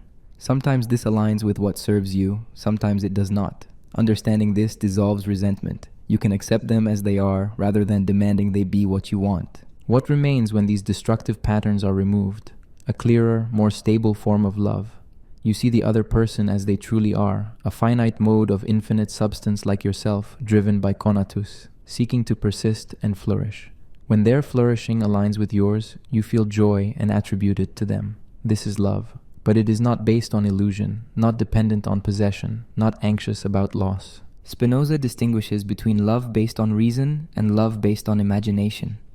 Imaginative love is the ordinary kind, full of projections, idealizations, dependencies, anxieties. It sees the beloved through a distorting lens shaped by your needs and fears. It wants them to be what you need them to be. It suffers when reality does not match the fantasy. Rational love sees the person clearly, understands how they affect you and why, appreciates them without illusion, enjoys them without possession. It does not demand that they be different or that they stay forever. It accepts the relationship as it is, for as long as it serves both parties, and releases it gracefully when it no longer does. This might sound like weak love, tepid affection rather than passionate devotion, but Spinoza would argue that it is stronger love precisely because it is based on understanding rather than illusion. Passionate devotion that depends on fantasy is fragile. It breaks when reality intrudes. Love based on clear perception of the other person's actual nature is stable. It survives truth. Moreover, this kind of love actually serves the beloved better. When you love someone based on who they really are rather than who you imagine them to be, you are more likely to support their genuine flourishing. You do not try to change them into your fantasy. You help them become more themselves, more powerful in their own way. This is what it means to truly love someone rather than loving your idea of them. The highest form of love, for Spinoza, is intellectual love of God. This is love of the whole of reality, understood as necessary and perfect. When you understand how everything follows from the nature of God, when you see the necessity and interconnection of all things, you feel joy. And because this joy arises from understanding God, it is love of God. But it is love without want, without need, without fear of loss. Because God is not a person who might leave you. God is the totality of existence, and you are already part of it. This intellectual love of God is not separate from love of particular things and people. It is the context that transforms how you love them. When you see a person as a finite expression of infinite substance, as part of the whole, as necessary and perfect in their way, your love for them becomes less anxious, less possessive, less distorted by need. You love them as part of loving the whole of existence. Can humans actually achieve this? Probably not completely. We are finite beings with bodies that need things, with emotions that react before reason can intervene, with histories that shape our patterns. But we can move in this direction. We can work to understand our attachments better, to reduce the illusions that make love painful, to love more clearly and less possessively. The practical implications are significant. In relationships, understanding Spinoza's analysis might help you notice when you are projecting fantasies rather than perceiving reality, when you are clinging from fear rather than appreciating from joy, when you are trying to possess rather than allowing freedom. It will not make love simple or easy, but it might make it less tormented and more sustainable. Love without possession. Love based on clear perception rather than fantasy. Love that enhances both parties' power rather than diminishing it through dependency. Love that can release as well as embrace. Love that sees the other as they are, not as you need them to be. This is what Spinoza offers, not a rejection of love but a transformation of it, from passion based on inadequate ideas to active emotion based on understanding, from bondage to freedom, from suffering to joy. Why superstition rules the world. Human beings, Spinoza observes, are perpetually caught between hope and fear. This might seem like an innocent psychological observation, but for Spinoza, it explains why superstition dominates human affairs, why religions become instruments of control, why people remain voluntarily enslaved. Hope and fear are opposite sides of the same coin. Hope is joy mixed with doubt about whether something good will happen. Fear is sadness mixed with doubt about whether something bad will happen. Both involve uncertainty, and both are therefore based on inadequate ideas. If you knew for certain that something would happen, you would not hope or fear, you would simply know and act accordingly. But human life is filled with uncertainty. You do not know if you will keep your job. You do not know if your health will hold. You do not know if your loved ones will stay safe. You do not know if your plans will succeed. This ignorance creates a permanent state of anxiety, a perpetual oscillation between hope that things will go well and fear that they will not. This is where superstition enters. When people do not understand the real causes of events, they invent imaginary causes. They see patterns where none exist. They attribute effects to arbitrary rituals. They believe that certain words, gestures, or offerings can influence outcomes. They create elaborate systems to manage their hope and fear, systems that promise control over the uncontrollable. Why does this happen? Because hope and fear are intolerable emotions when sustained indefinitely. The uncertainty is agonizing. People desperately want to believe they can influence outcomes, that they are not completely at the mercy of forces beyond their understanding. Superstition offers this comfort. It says, do this ritual and you will be safe. Pray this way and you will be blessed. Avoid this taboo and you will not be cursed. The rituals do nothing, but they give a sense of agency, a feeling of control. Religion, in Spinoza's analysis, is built on this foundation. Not all religion is superstition, he clarifies. True religion would be the rational understanding of how to live well, based on knowledge of human nature and the laws of the universe. But in practice, most religion is organized superstition, a system of beliefs and practices designed to manage hope and fear through imaginary causes. Consider the structure. You are uncertain about the future. You hope for good things, fear bad things. Religion tells you there is a powerful being who controls outcomes, who can be influenced through prayer, sacrifice, ritual, obedience. Follow the rules and you will be protected. Break the rules and you will be punished. This reduces uncertainty to a simple formula: obey and hope will be fulfilled, disobey and fear will be realized. The genius of this system is that it is unfalsifiable. When good things happen, it is because God rewarded your obedience. When bad things happen, it is because you did not obey enough, or because God is testing you, or because His ways are mysterious. The system cannot fail because every possible outcome confirms it. Hope and fear are redirected from natural causes you cannot control to supernatural commands you supposedly can control. The anxiety is channeled, managed, given structure. But the cost is enormous. First, you live in constant fear of divine punishment. Every misfortune is interpreted as possibly supernatural wrath. You become obsessed with purity, with following arbitrary rules, with scanning your behavior for violations. Life becomes a perpetual audit of moral infractions. Second, you outsource your power to an imaginary external source. Instead of developing your own capacities to handle uncertainty, you pray. Instead of understanding natural causes, you invoke divine will. You make yourself deliberately passive and dependent. Third, and most insidiously, this system becomes a tool of social control.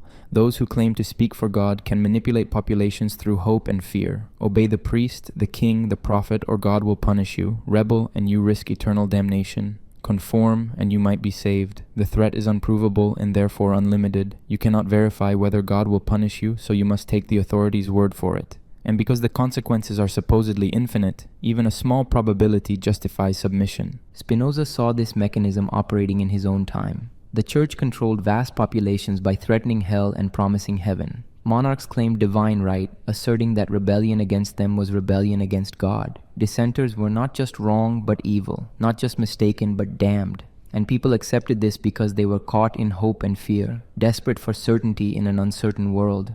The solution is not to eliminate hope and fear entirely. That would require omniscience, complete knowledge of all causes and effects. Finite beings will always face some uncertainty. The solution is to reduce ignorance, to replace inadequate ideas with adequate ones, to understand natural causes instead of inventing supernatural ones.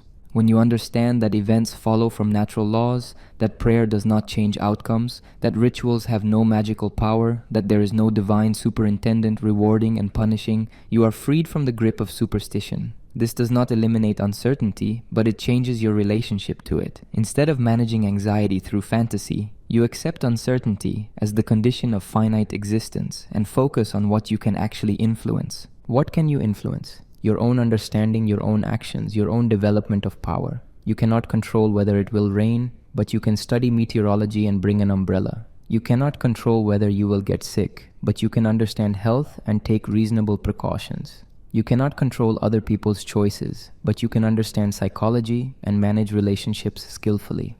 Knowledge replaces ritual. Understanding replaces superstition. Rational action replaces magical thinking. But Spinoza recognizes how difficult this is. Most people will never develop adequate ideas about most things. They lack time, education, mental discipline. They will continue to live primarily through imagination, through sense experience and hearsay. And as long as they remain ignorant of causes, they will remain vulnerable to superstition. Moreover, those in power have every reason to maintain superstition. A population that thinks clearly is harder to control than a population caught in hope and fear. Rational people ask uncomfortable questions. Why should we obey? What gives you authority? Are these laws actually serving our interests? Superstitious people ask only, what does God command? What ritual will protect us? How can we avoid punishment? This is why Spinoza's theological political treatise was so dangerous. It did not just criticize religion. It revealed the mechanism by which religion functions as social control. It showed how hope and fear are weaponized, how ignorance is cultivated, how superstition serves power. And it suggested that reason, free thought, and democratic governance were the antidotes. The pattern Spinoza identified in 17th century religion appears everywhere humans are caught in hope and fear without adequate ideas. Political propaganda operates on the same principle. Amplify fear of enemies, promise security through obedience, punish dissent as betrayal. Consumer culture operates similarly. Create anxiety about status, promise fulfillment through purchase, tie identity to products. Any system that exploits hope and fear to control behavior is superstition in Spinoza's sense. The fundamental question is whether human beings can escape this pattern. Can most people develop adequate ideas? Can societies be organized around reason rather than superstition? Spinoza is not entirely optimistic. He thinks most people will remain in imagination, that superstition will always have mass appeal, that reason will always be the achievement of a minority. But he also thinks the minority matters. A few people thinking clearly can influence institutions, can create pockets of rationality, can gradually shift culture toward less superstition and more understanding. The project of enlightenment, of replacing inadequate ideas with adequate ones, is slow and difficult, but it is the only path away from the tyranny of hope and fear. Superstition rules the world because people are ignorant and uncertain. They do not understand causes, so they invent imaginary ones. They cannot tolerate anxiety, so they create illusions of control. And those illusions are then exploited by anyone who profits from keeping people anxious and obedient. The cure is knowledge, not abstract theoretical knowledge, but practical understanding of how things actually work. Replace magic with science. Replace divine command with natural law. Replace prayer with action. Replace superstition with reason. This will not happen completely, but it can happen partially, gradually, imperfectly, and every step away from superstition is a step toward freedom. The path to real happiness. Spinoza's ethics builds toward a practical conclusion: how to live. After the metaphysics, after the psychology, after the deconstruction of traditional morality, there is a concrete program for achieving what Spinoza calls blessedness or beatitude. This is not happiness in the sense of momentary pleasure. It is deep joy, stable satisfaction, the peace that comes from understanding your place in the infinite whole. The path begins with a recognition. Most human suffering is self-inflicted, not deliberately, not through conscious choice, but through ignorance. People pursue things that will not make them happy. They avoid things that would benefit them. They react emotionally to situations they do not understand. They trap themselves in cycles of hope and fear, craving and aversion, elation and despair. All of this stems from inadequate ideas. The first step toward blessedness is understanding this. You are not suffering because the universe is hostile. You are suffering because you do not understand how the universe works, how your emotions work, how your actions relate to your true interests. Suffering is a symptom of confusion. Clarity brings relief. The second step is distinguishing between passive and active emotions. Passive emotions are those that happen to you, caused by external forces you do not understand. Someone insults you, and you feel anger. You hear bad news, and you feel fear. You see something pleasant, and you feel desire. These are passions, and they control you because you do not grasp their causes. You are reactive, pushed around by circumstances. Active emotions are those that arise from your own adequate ideas, from your own understanding. When you understand something deeply and feel joy in that understanding, the joy is active. When you love something because you clearly see how it increases your power, the love is active. Active emotions express your nature rather than merely reacting to external impacts. The goal is to transform passive emotions into active ones. This does not mean suppressing or denying feelings. It means understanding them, seeing their causes, and thereby gaining power over them. An emotion ceases to be a passion, Spinoza states, as soon as we form a clear and distinct idea of it.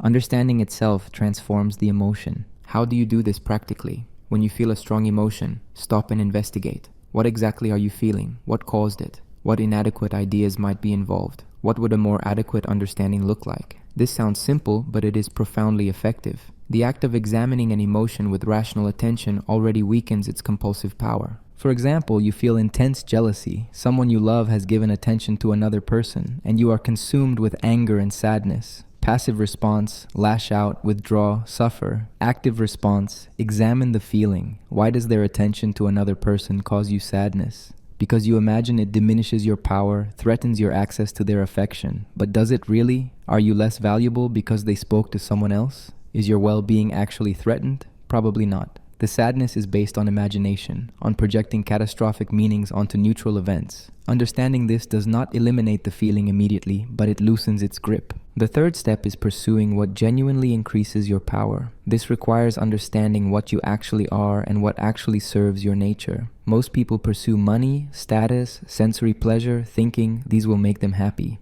And they do provide temporary satisfaction. But they are unstable goods, dependent on external circumstances, always under threat. Spinoza identifies more stable goods: knowledge, friendship, health, creativity. These increase your power more reliably and sustainably. Knowledge expands your capacity to understand and act. Friendship connects you to others who support and enhance your life. Health maintains the body that is the foundation of your existence.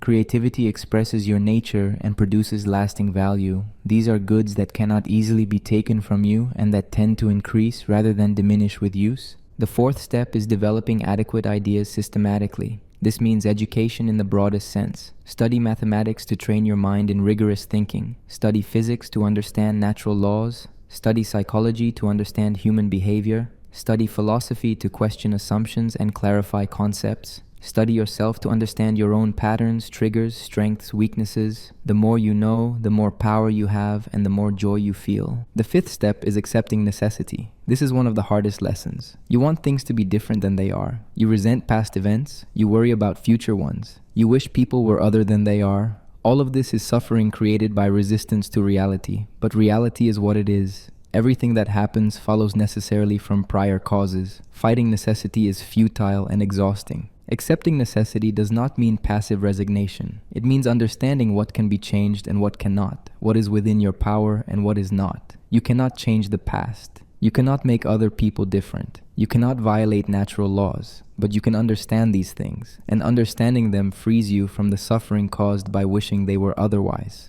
The sixth step is viewing things sub specie eternitatis, from the perspective of eternity. This does not mean literally seeing from outside time. It means seeing things as they necessarily are, understanding how they follow from the eternal nature of God, perceiving them without the distortions introduced by your limited temporal perspective. When you see an event not as a personal affront, but as a necessary consequence of infinite causes, your emotional reaction transforms. Resentment becomes acceptance. Anxiety becomes peace. The seventh step is cultivating intellectual love of God. This is the culmination of the path. When you understand how everything follows from the infinite nature of substance, when you see the necessity and perfection of the whole, you feel joy. This joy is not dependent on external circumstances. It arises from understanding itself, and because it arises from understanding God, it is accompanied by the idea of God as cause. Therefore, it is love. You love the whole of reality, the total system, existence itself. This intellectual love of God is, in a sense, God's love of himself. Because you are part of God, a finite mode of infinite substance, When you understand and love the whole, God understands and loves himself through you. This is not metaphor, it is literal within Spinoza's system. Your mind is part of the infinite intellect of God. Your joy in understanding is God's joy in understanding himself. This produces what Spinoza calls blessedness. Not happiness that depends on fortune, not pleasure that fades with satiation, but deep, stable joy that comes from understanding your nature and your place in the cosmos. You see yourself as part of the infinite whole, necessary and perfect in your way, expressing divine power in your finite mode. This perspective brings peace. The path is difficult. Most people will not complete it. They will remain trapped in imagination, in inadequate ideas, in passive emotions, in dependence on external goods, in resistance to necessity. But partial progress is possible for anyone. Every step away from confusion toward understanding is a step toward greater power and greater joy. You do not need to be a genius. You do not need mystical experiences. You need only patience, honesty, and the willingness to examine your own mind. Question your beliefs, investigate your emotions, seek causes, develop understanding, replace inadequate ideas with adequate ones, transform passive emotions into active ones, accept what cannot be changed, appreciate what is. Gradually, incrementally, you move from bondage toward freedom, from suffering toward blessedness. This is Spinoza's gift, a clear path from confusion to understanding, from passion to action, from suffering to joy. It does not promise easy happiness or quick fixes. It promises that through disciplined thought and honest self-examination, you can transform your relationship to existence itself. You can become more free, more powerful, more joyful, not by changing the world, but by understanding it, not by escaping your nature, but by fulfilling it, not by transcending reality, but by fully participating in it. This is real happiness. The joy of understanding, the power of clear thought, the peace of accepting necessity, the love of existence itself. This is what Spinoza offers, and it is available to anyone willing to make the effort. Democracy as natural law. Spinoza's political philosophy emerges directly from his metaphysics and psychology. If human beings are finite modes driven by Conatus, if emotions follow natural laws, if adequate ideas increase power while inadequate ideas diminish it, then certain conclusions about political organization follow necessarily. The best state is not a matter of arbitrary choice or divine command. It follows from human nature itself. Start with the basic fact: humans need each other. A single person alone has very limited power. They must spend all their energy on immediate survival, finding food, building shelter, defending against threats. There is no time for knowledge, art, complex projects. But humans cooperating can specialize, divide labor, protect each other, accumulate knowledge across generations. The power of a community vastly exceeds the sum of individual powers. Therefore, forming communities is not optional. It is essential to human flourishing. But communities create problems. Multiple Conatus operating in proximity inevitably conflict.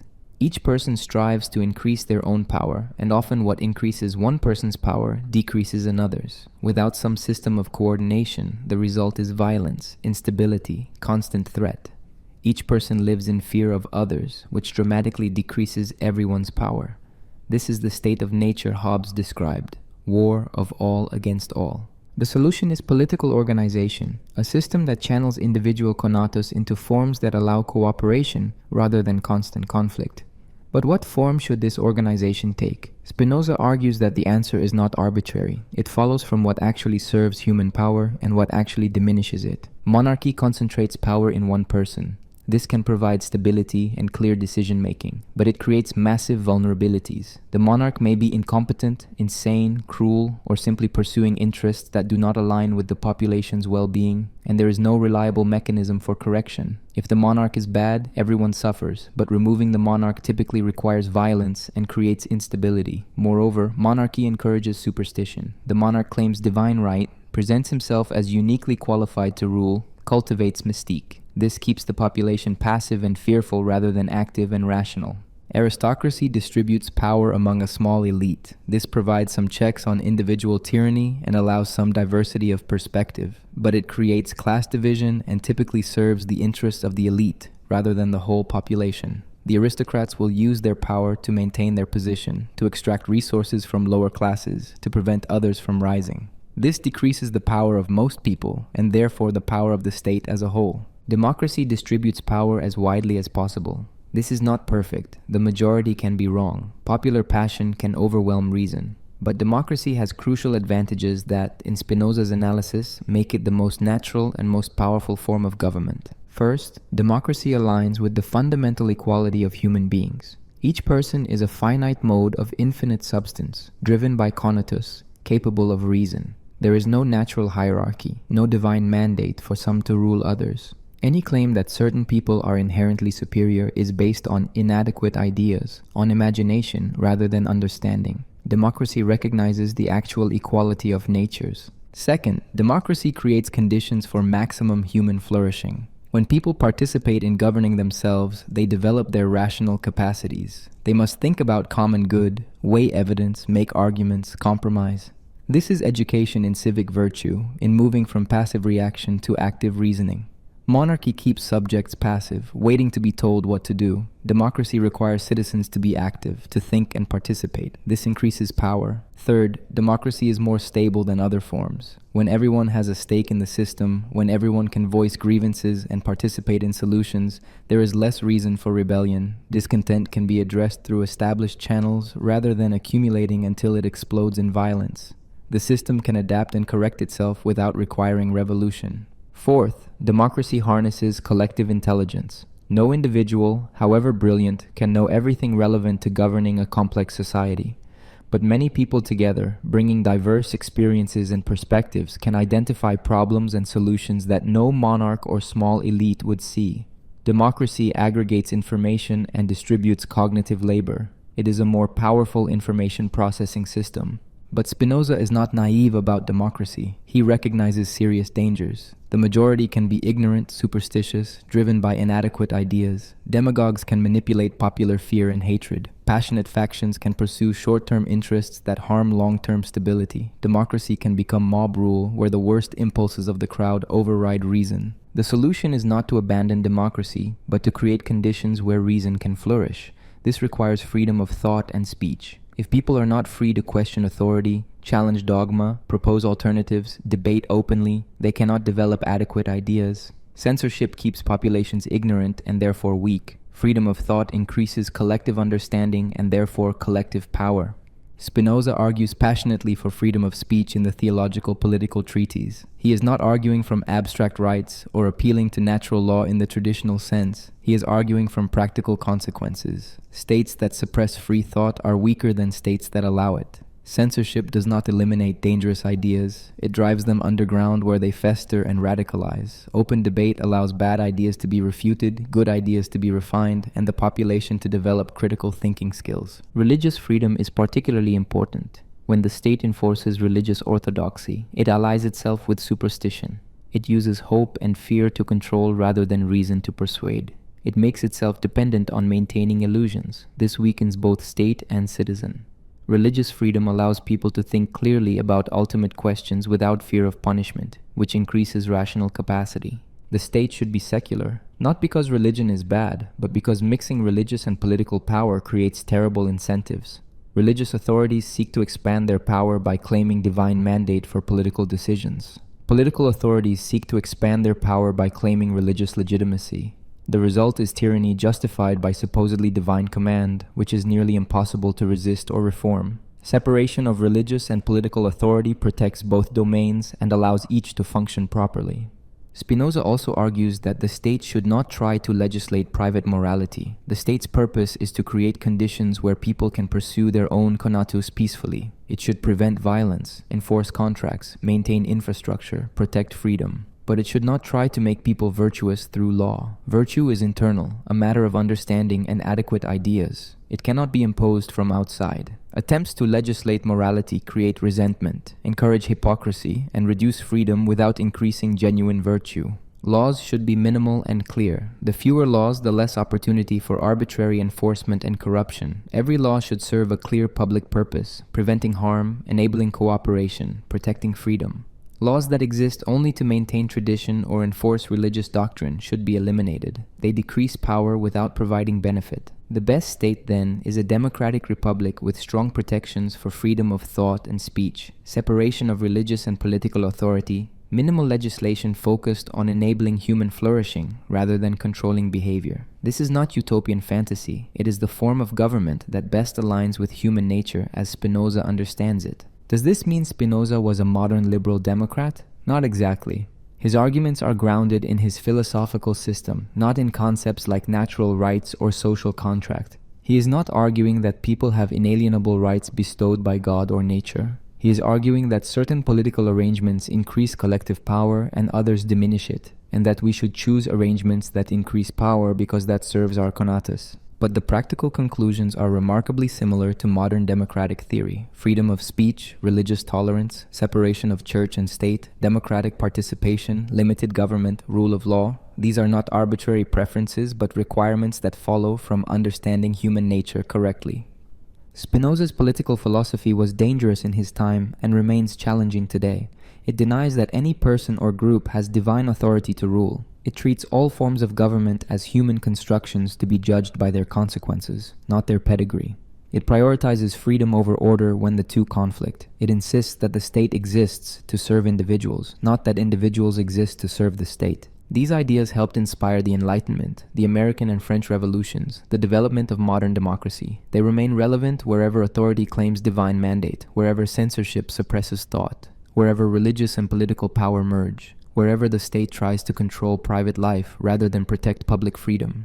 Democracy is not perfect, but it is the political system most aligned with human nature, most conducive to developing adequate ideas, most likely to increase collective power. It treats citizens as rational beings capable of self-governance rather than as subjects to be controlled. It creates space for thought, debate, innovation, correction. It is imperfect because humans are imperfect, but it is the best available method for finite modes of infinite substance to organize their collective conatus toward flourishing rather than conflict. This is Spinoza's political vision. Democracy not as divine command or natural right, but as natural law, the form of political organization that follows necessarily from what humans are and how they flourish. It is as inevitable as water flowing downhill, as rational as geometric proof, not because it is mandated from outside, but because it expresses human nature most adequately. Democracy is what happens when people think clearly about how to live together.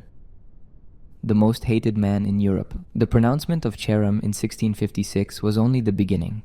By the time Spinoza died in 1677, he had achieved a distinction rare in intellectual history. He was hated by everyone. Jews excommunicated him. Christians called him the Antichrist. Fellow philosophers distanced themselves. His books were banned across Europe. His name became synonymous with atheism, blasphemy, and moral corruption. To call someone a Spinozist was to accuse them of the worst heresy imaginable. Why such universal condemnation? Because Spinoza threatened everyone's fundamental assumptions. He did not pick sides in the theological disputes of his time. He undermined all sides simultaneously. He showed that the conflicts between religious factions were based on shared illusions, that they were fighting over interpretations of texts and doctrines that were themselves confused projections of human imagination onto an indifferent universe. The Jewish community had obvious reasons to excommunicate him. He questioned the divine authorship of the Torah, argued that Moses did not write the Pentateuch, suggested that the Bible was a human document reflecting the historical context of its authors. He denied the existence of a personal God who gives commandments and judges individuals. He rejected the idea of Jews as a chosen people with a special covenant. He treated Jewish law as historically contingent social regulation rather than eternal divine mandate. Every foundational belief of Judaism he systematically dismantled. But Christians hated him even more. Jews could dismiss him as an apostate, a single heretic who had left the community. Christians had to confront the fact that Spinoza's arguments applied equally to Christian theology. He denied the Trinity, the Incarnation, the resurrection, the virgin birth, miracles, divine providence, prayer, immortality of the soul, heaven, hell, salvation, damnation. Everything Christianity claimed as revealed truth, Spinoza explained as human invention driven by fear and ignorance. The theological political treatise was particularly inflammatory. Published anonymously in 1670, it quickly became the most scandalous book in Europe. Spinoza argued that the Bible should be interpreted historically, not as eternal truth. He showed contradictions and inconsistencies in biblical texts that proved they were edited and compiled over centuries by different authors with different agendas. He explained miracles as either natural events misunderstood or deliberate fabrications designed to impress the ignorant. He claimed that the apostles adapted their teaching to the understanding of their audiences, which means much of Christian doctrine is accommodation to ancient ignorance rather than divine truth. Most dangerous of all, Spinoza argued that the purpose of religion is purely practical, to promote obedience and social cohesion. Theology is not about truth, it is about control. The elaborate doctrines, the intricate arguments about transubstantiation and predestination and the nature of Christ, these serve no purpose except to occupy minds and create hierarchies of authority. The real content of religion, if reduced to essentials, is simple. Treat others justly and charitably. Everything else is superstition designed to manipulate hope and fear. This was not atheism in the simple sense of denying God's existence. Spinoza wrote constantly about God, but his God was nature, the infinite substance that is identical with the universe itself. This God has no personality, no will, no emotions, no preferences. This God does not create the world at a moment in time. This God does not judge or intervene or care about human affairs. This God is more like the laws of physics than like a cosmic father. And to traditional believers, this was worse than atheism. It kept the word God while emptying it of everything they meant by it. It was not honest denial, but insidious redefinition. Catholics condemned him officially. Protestant denominations condemned him. The Reformed Church in Amsterdam requested his arrest. Calvinist preachers devoted sermons to attacking him. Academic philosophers denounced him to protect their own reputations. The University of Leiden banned his books. The states of Holland banned them. Spain, France, all the major powers prohibited their circulation. To own a copy of the theological political treatise was to risk legal prosecution. The personal attacks were vicious. He was called a blasphemer, a corrupter of youth, an agent of Satan, a monster worse than Nero or Caligula. Preachers warned that reading his work would destroy faith and morality. Philosophers accused him of reviving the worst heresies of ancient atomists and pantheists. Even those who secretly agreed with some of his arguments would not defend him publicly because association with Spinoza was career suicide. Cartesians were particularly hostile. Descartes had tried to make philosophy compatible with Christianity, to provide rational foundations for faith. Spinoza took Descartes' method and arrived at conclusions that demolished Christian metaphysics. This made Cartesians furious. They felt betrayed. Spinoza had weaponized their master's philosophy against religion itself. They had to condemn him to save their own project. Spinoza lived knowing he was the most hated thinker in Europe. He published the theological political treatise anonymously, but everyone knew he was the author. He prepared the ethics for publication, but friends advised against it, warning that releasing it would create a storm of persecution that might endanger his life. He kept it private. It appeared only after his death, and even then, anonymously, as part of his opera posthuma. Why did this not silence him? Because he was not seeking approval or popularity. He was seeking truth and living according to it. The hatred and rejection proved his point. Religious authority maintains itself through fear and ignorance. Threatening that authority by exposing its foundations reveals the violence beneath the piety. Every denunciation confirmed that established religion could not tolerate clear thinking, that it required suppression of free thought to survive. The isolation was not total. A small circle of friends and correspondents valued his work. They met occasionally to discuss philosophy. They corresponded about problems in mathematics and physics. They arranged for publication of his writings. After his death, they ensured his work survived and spread. But during his life, Spinoza was profoundly alone, recognized as brilliant even by his enemies, but treated as dangerous, toxic, beyond the pale of acceptable thought. This was the price of intellectual honesty in a world dominated by religious authority. Spinoza could have compromised. He could have written more carefully, hidden his conclusions behind obscure language, focused on safe topics. Many philosophers did exactly this, publishing orthodox works publicly while sharing their real views only in private correspondence. Spinoza refused. He wrote clearly. He followed arguments wherever they led. He published conclusions even when he knew they would create storms of condemnation. The hatred came from all directions because his philosophy undermined all traditional sources of authority. Religious leaders hated him because he showed that revealed religion is human invention. Monarchs hated him because he denied divine right and argued for democracy. Cartesian philosophers hated him because he revealed the radical implications they wanted to hide. Jewish authorities hated him because he denied chosenness and treated Judaism as one religion among many with no special claim to truth. Christians hated him because he treated the Bible as a historical document and explained away everything supernatural. He was too Jewish for Christians and too Christian for Jews, too rational for the religious and too religious for the secular, too radical for conservatives and too systematic for radicals. He fell through every category, belonging to no established camp, offering no comfort to any party. Everyone could unite in opposition to him because he threatened everyone's fundamental convictions. Yet beneath the hatred was fear. Fear that he might be right. Fear that stripping away the comforting illusions would leave only cold necessity and indifferent nature. Fear that there is no personal God watching over us, no immortal soul, no ultimate justice, no special human significance. Fear that we are finite modes of infinite substance, bound by the same laws as stones and stars, with no exemption from causation, no freedom in the traditional sense, no cosmic purpose beyond existing and understanding. This fear explains the intensity of the reaction. When someone challenges a peripheral belief, you can debate and disagree calmly. When someone challenges your entire worldview, your very identity, your source of meaning and hope, the response is visceral. Spinoza was not just arguing for different theological positions. He was showing that the whole framework of theological thinking, the whole project of revealed religion, the whole structure of supernatural belief, was confusion from the ground up. This was intolerable. So he became the most hated man in Europe. The name Spinoza became a curse word.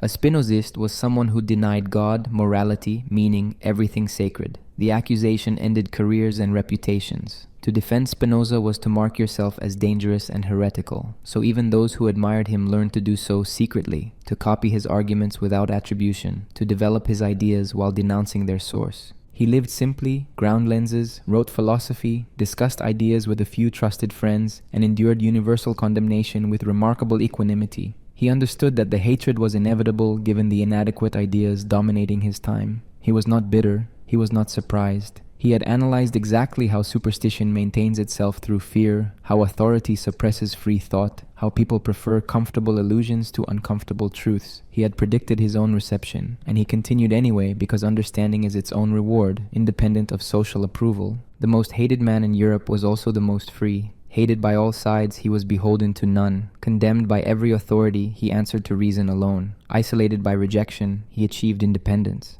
They could ban his books, but not his thoughts. They could denounce him, but not refute him. They could make him infamous, but not prove him wrong. And in the long term, as the centuries passed and the grip of religious authority loosened, the hatred would fade and the philosophy would remain.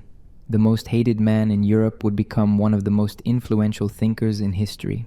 But in his lifetime, he was simply alone with his ideas, surrounded by enemies, sustained by the joy of understanding, living proof that truth does not require popularity and freedom does not require approval.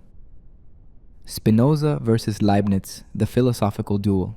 In November 1676, Gottfried Wilhelm Leibniz traveled to The Hague specifically to meet Baruch Spinoza.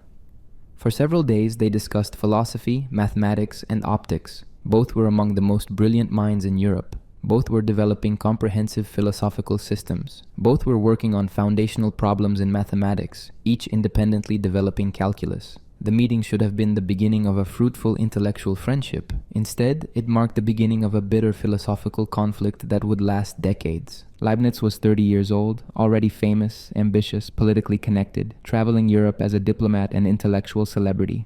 Spinoza was 43, poor, isolated, infamous as an atheist, living in rented rooms and grinding lenses. The contrast could not have been sharper. Leibniz represented philosophy done properly, cautiously, in service of religion and political power. Spinoza represented philosophy done recklessly, radically, without regard for consequences or conventions. The conversation apparently went well enough that Spinoza showed Leibniz parts of the Ethics manuscript. This was remarkable. Spinoza knew the Ethics was too dangerous to publish during his lifetime. He shared it only with trusted friends. That he showed it to Leibniz suggests he saw potential for genuine intellectual exchange. This was a mistake. Leibniz copied sections of the Ethics. He studied Spinoza's arguments carefully. He understood immediately that this was a complete, logically rigorous philosophical system that arrived at conclusions completely incompatible with Christianity. And he recognized that some of Spinoza's arguments were powerful enough to be difficult to refute. After Spinoza died in 1677, Leibniz publicly distanced himself. He claimed he had met Spinoza only briefly. He downplayed the extent of their discussions. He portrayed himself as having tried to correct Spinoza's errors. In letters and publications, he condemned Spinoza's philosophy as dangerous atheism. He called it absurd, pernicious, harmful to piety and morals. He warned others against reading Spinoza. He became one of Spinoza's most prominent critics. But privately, Leibniz continued to engage deeply with Spinoza's arguments. His own philosophical system developed in explicit opposition to Spinoza's at almost every point. It is as if Leibniz constructed his philosophy by systematically negating everything Spinoza had affirmed, by finding ways to avoid every radical conclusion Spinoza had reached. The result was two comprehensive systems, mirror images, representing opposite answers to the same fundamental questions. Spinoza said there is one substance. Leibniz said there are infinitely many substances, which he called monads. Each monad is an indivisible unit of force and perception. The universe consists of these countless independent substances, each developing according to its own internal principle, coordinated by God to create the appearance of interaction. Where Spinoza unified everything into one, Leibniz fragmented everything into many. Spinoza said everything happens necessarily from the nature of God. Leibniz said this world exists because God freely chose it from infinitely many possible worlds. God selected this world because it is the best of all possible worlds, the one that maximizes good and minimizes evil. Contingency returns, freedom returns, possibility returns. Everything Spinoza eliminated, Leibniz restored. Spinoza said God is nature, infinite substance identical with the universe. Leibniz said God is a supreme monad, a personal being separate from creation, who thinks and wills and creates according to perfect wisdom and goodness. The impersonal God becomes personal again. The immanent God becomes transcendent again. The necessary God becomes free again.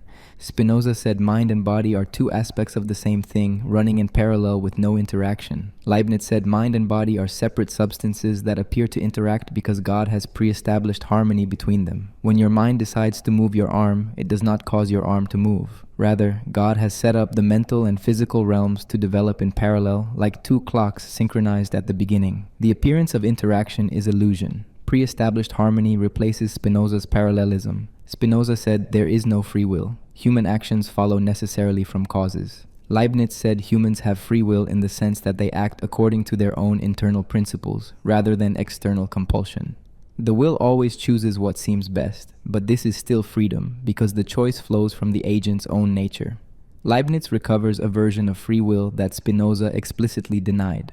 Spinoza said there is no final purpose, no teleology. Things happen because they must, not because they serve some goal. Leibniz said the universe is full of purposes. Everything exists for a reason. God creates according to purposes. Each monad develops toward its appointed end. The world is fundamentally teleological, ordered toward good. Spinoza's elimination of purpose is reversed. Spinoza said there is no immortality of the individual soul in the traditional sense. What is eternal in us is not our personal identity, but our participation in God's eternal knowledge. Leibniz said each monad is indestructible and eternal. Death is merely a change in state, not annihilation. Personal immortality returns, along with the possibility of afterlife, judgment, and salvation. The pattern is clear. At every major point where Spinoza reached a conclusion incompatible with traditional Christianity, Leibniz constructed an alternative that preserved Christian doctrine while maintaining philosophical sophistication. Leibniz's system is designed to be compatible with religion, to make room for divine freedom, human freedom, purpose, immortality, everything theology requires. Why did Leibniz do this? Not simply because he was religious, though he was. Not simply because he wanted to please patrons, though he did. But because he genuinely believed Spinoza had gone wrong, that the logic leading to Spinoza's conclusions contained subtle errors, and that a more careful analysis could preserve both reason and faith.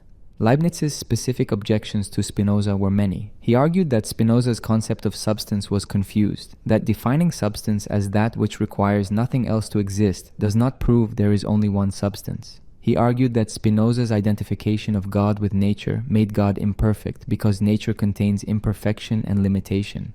He argued that Spinoza's necessitarianism destroyed morality because moral responsibility requires freedom. He also argued that Spinoza's system led to absurd consequences. If everything is part of God, then sin and evil are part of God. If everything happens necessarily, then God necessarily creates evil, which contradicts divine goodness. If there are no genuine individuals, only modes of one substance, then personal identity is illusion and nothing really matters. Leibniz painted Spinoza's philosophy as not just heretical, but incoherent. But the deeper conflict was about the purpose of philosophy itself. Leibniz believed philosophy should serve religion, that reason properly used would confirm faith, that the philosopher's task was to reconcile human understanding with divine revelation. Spinoza believed philosophy should pursue truth regardless of consequences, that reason often contradicts faith, that the choice between them must favor reason. Where Leibniz tried to harmonize philosophy and theology, Spinoza exposed their incompatibility. The irony is that Leibniz learned enormously from Spinoza. His own system, for all its opposition, bears marks of Spinoza's influence. The idea that each monad perceives the entire universe from its own perspective echoes Spinoza's idea that each mode expresses the whole substance. The concept of pre-established harmony is clearly responding to Spinoza's parallelism. The emphasis on logical necessity in Leibniz's metaphysics, even though he denies absolute necessity, shows Spinoza's impact. Leibniz was Spinoza's student even as he was Spinoza's critic, and Leibniz could not fully escape Spinoza's conclusions. When pressed on how God's free choice works, Leibniz admitted that God necessarily chooses the best because it follows from divine perfection. This begins to sound like Spinoza's necessity. When explaining pre-established harmony, Leibniz has to make coordination between mind and body so perfect that it functionally mimics Spinoza's identity theory. When defending this as the best of all possible worlds, Leibniz has to explain evil as necessary for greater good, which begins to sound like Spinoza's acceptance of necessity. The philosophical duel continued after Spinoza's death. Every major work by Leibniz contains implicit or explicit arguments against Spinoza. The Theodicy, the Monadology, the Discourse on Metaphysics, all are shaped by the need to refute Spinozism while preserving philosophical rigor. Leibniz could not ignore Spinoza because Spinoza's arguments were too powerful. He had to engage, refute, offer alternatives. Other philosophers watched this conflict and saw it as the fundamental choice in metaphysics. You could follow Spinoza toward monism, necessity, immanence, naturalism, or you could follow Leibniz toward pluralism, contingency, transcendence, theism. These were not just different conclusions, but different visions of what philosophy should be and what the universe fundamentally is. The conflict was also personal in a subtle way. Leibniz represented the successful philosopher, well-paid, respected, politically powerful, socially acceptable. Spinoza represented the philosophical martyr, poor, condemned, isolated, uncompromising. Leibniz achieved worldly success by adapting philosophy to social demands. Spinoza achieved philosophical integrity by refusing adaptation. Each implicitly judged the other. Leibniz saw Spinoza as reckless and destructive. Spinoza, had he lived, would have seen Leibniz as compromised and dishonest. Who won? In the short term, Leibniz. His philosophy was respectable, teachable, compatible with religion. It dominated German philosophy for decades. Spinoza's philosophy remained scandalous and mostly unread, but in the long term, Spinoza. As the Enlightenment progressed, as science advanced, as religious authority weakened, Spinoza's naturalism seemed more plausible, and Leibniz's elaborate theodicy seemed more contrived. By the 19th century, philosophers were reading Spinoza seriously again, while Leibniz's monads seemed like elegant but empty abstractions. The duel between Spinoza and Leibniz was not just about specific doctrines. It was about whether philosophy should accommodate tradition or challenge it, whether reason should serve faith or replace it, whether the universe is one or many, necessary or contingent, immanent or transcendent. These questions remain unresolved. The conflict continues in different forms. Every philosopher still must choose, implicitly or explicitly, whether to follow the path Spinoza opened or to take refuge in something like Leibniz's alternative. The philosophical duel that began in The Hague in 1676 has never really ended. Immortality redefined. Traditional religion promises immortality. After death, your soul separates from your body and continues existing forever in heaven or hell, rewarded or punished for your earthly actions. This belief provides comfort, motivates moral behavior, and gives life cosmic significance. Spinoza dismantles it completely, and then surprisingly offers something he also calls immortality. The traditional concept of immortality assumes several things that Spinoza denies. First, it assumes a soul separate from the body that can survive bodily death. But Spinoza has shown that mind and body are not two separate substances. They are two aspects of one thing. Your mind is the idea of your body. When your body ceases to exist, your mind ceases to exist. There is no soul substance that can float free. Second, traditional immortality assumes personal continuity. The thing that survives death is you, with your memories, personality, identity, desires. You will recognize yourself in the afterlife. You will remember your life on earth. But Spinoza's theory of personal identity does not support this. You are a finite mode, a temporary configuration of substance. Your identity is not a persistent soul, but a pattern maintained by causal processes. When those processes stop, the pattern dissolves. Third, traditional immortality assumes divine judgment. God evaluates your life and assigns you eternal reward or punishment accordingly. But Spinoza's God does not judge. God is nature, infinite substance, not a cosmic accountant tallying sins and merits. There is no one to reward or punish, no courtroom, no final verdict. So what dies when you die? In Spinoza's system, the finite mode that is you ceases to exist as a distinct individual. Your body decomposes. Your mind, which is the idea of your body, ceases to be. The particular pattern that was your identity dissolves back into the infinite substance from which it arose. You return to the whole, like a wave subsiding into the ocean. This sounds like annihilation, like total death with nothing surviving. And for most of what we identify as ourselves, it is. Your personality, your memories, your desires, your fears, your ego, all of this is tied to your finite existence and perishes with it. The person you think you are does not survive. But Spinoza claims there is something eternal in the human mind. Not eternal in the sense of continuing to exist after death in time, eternal in the sense of existing outside time, participating in God's eternal knowledge, being part of the infinite intellect of God. This is what Spinoza means by the eternity of the mind. The argument is subtle. Your mind is the idea of your body. Most of your mental life consists of ideas that are bound up with your body's particular existence, its interactions with other finite things, its temporal development. These ideas are not eternal. They exist only as long as you exist in time. But your mind also contains adequate ideas, ideas that understand things through their eternal essence, ideas that grasp necessary truths. These ideas are eternal because their content is eternal. When you understand a mathematical truth, you are grasping something timeless. The angles of a triangle sum to 180 degrees regardless of when you think about it. This truth does not exist in time. It exists eternally in God's infinite intellect. And when your mind grasps this truth, it participates in that eternal knowledge. The mental act of understanding is temporal, but the content understood is eternal. This extends beyond mathematics. When you understand your own essence subspecie aeternitatis, when you see yourself as a necessary expression of infinite substance, when you grasp how you follow from the nature of God, you are achieving eternal knowledge. This knowledge is not about your temporal history or your finite circumstances. It is about your eternal aspect, what you are insofar as you are a mode of infinite substance. The mind's eternity consists in this. Insofar as it knows things eternally, it exists eternally. The adequate ideas in your mind are literally thoughts in God's infinite intellect. When you think these thoughts, you are participating in divine knowledge, and divine knowledge is eternal. So that part of your mind is eternal, not in the future after death, but eternally, outside of time, in the eternal present of God's self-knowledge. This is not personal immortality in the traditional sense. What is eternal in you is not your personality, not your memories, not your individual identity. It is your participation in eternal truth, your capacity to understand things as they follow from God's nature. To the extent that you have developed adequate ideas, to the extent that you have understood reality clearly, that understanding is part of God's eternal knowledge and therefore eternal. Spinoza admits this is difficult to grasp. It requires distinguishing between existence in time and existence in eternity. Your body exists in time. It is born, develops, and dies. Your mind, as the idea of your temporal body, also exists in time. But insofar as your mind grasps eternal truths, it participates in eternity. It has a dual aspect, temporal and eternal.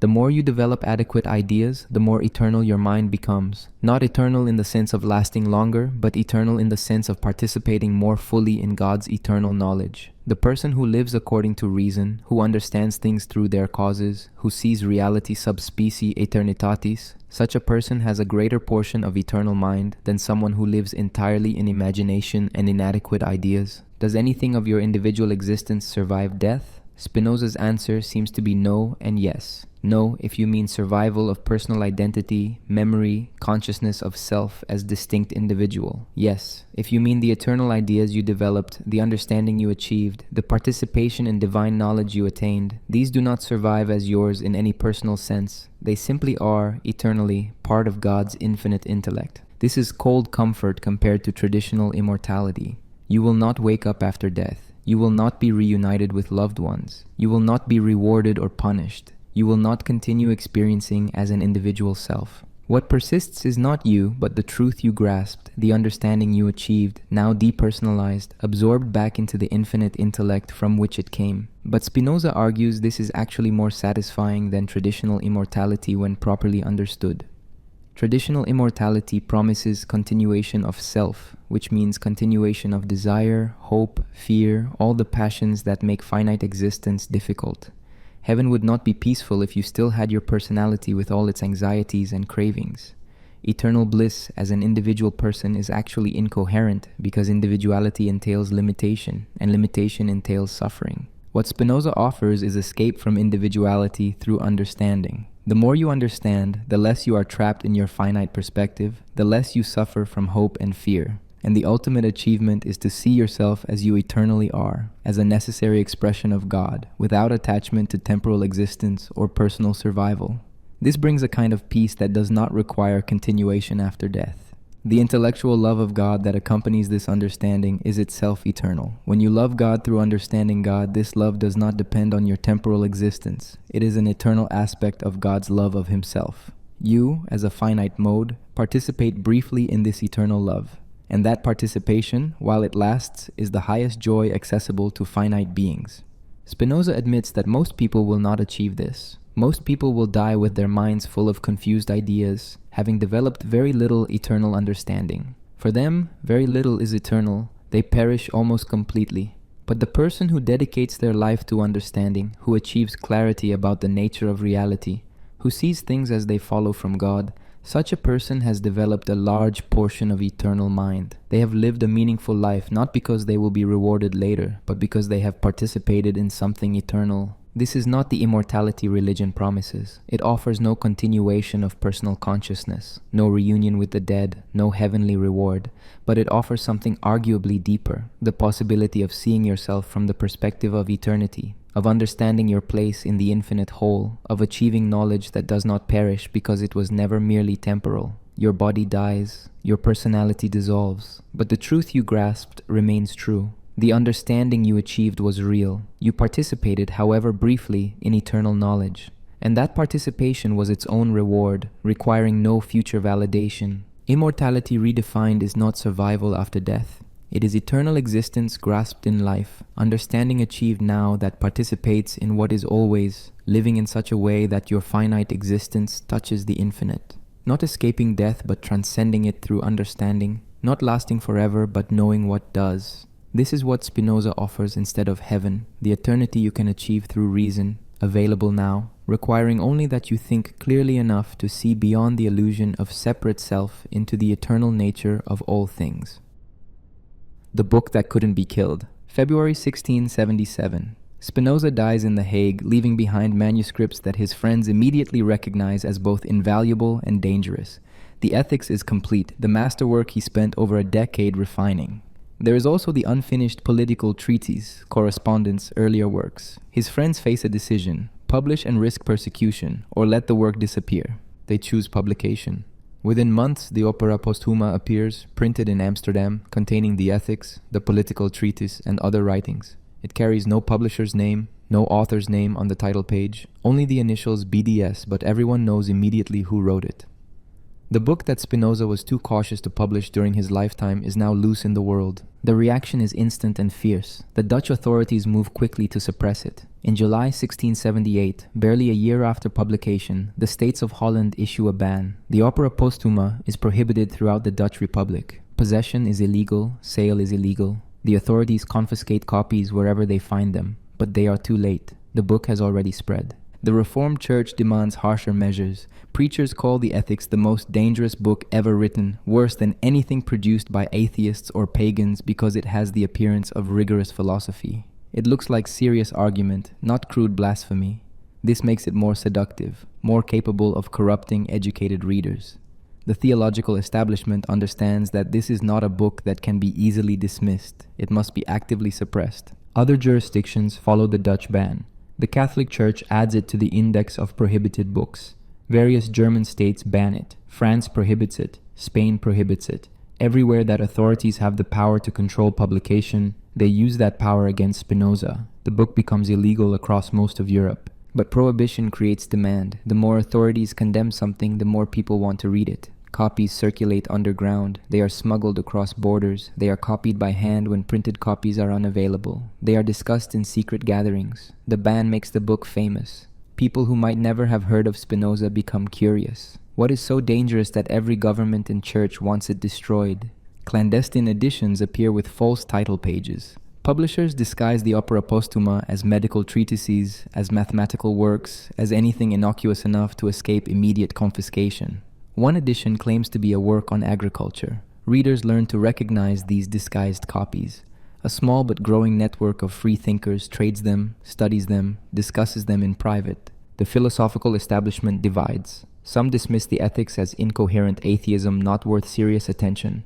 Others recognize that it presents genuine arguments requiring refutation. Leibniz publishes criticisms. Malebranche engages with Spinoza's ideas while denouncing their implications. Bayle includes extensive discussion of Spinoza in his historical and critical dictionary, presenting the arguments fairly even while officially condemning them. By trying to refute Spinoza, these critics ensure his ideas get wider circulation. Academic philosophy largely ignores Spinoza officially while absorbing his influence unofficially. Professors cannot teach him without endangering their positions. Students cannot write dissertations on him without risking their careers. But his arguments are there, impossible to completely avoid, setting the terms of debate even when he is not named. Questions he raised become central to philosophy. Mind-body problem, problem of substance, problem of freedom and necessity, relationship between reason and religion. Later philosophers respond to these questions in ways shaped by Spinoza, even when they claim to reject him entirely. The Enlightenment discovers Spinoza gradually. French philosophers read him, though they are cautious about admitting it. Diderot is influenced by his naturalism. Holbach's system of nature echoes Spinoza's themes. Voltaire condemns Spinoza's metaphysics, but quietly absorbs his criticism of revealed religion.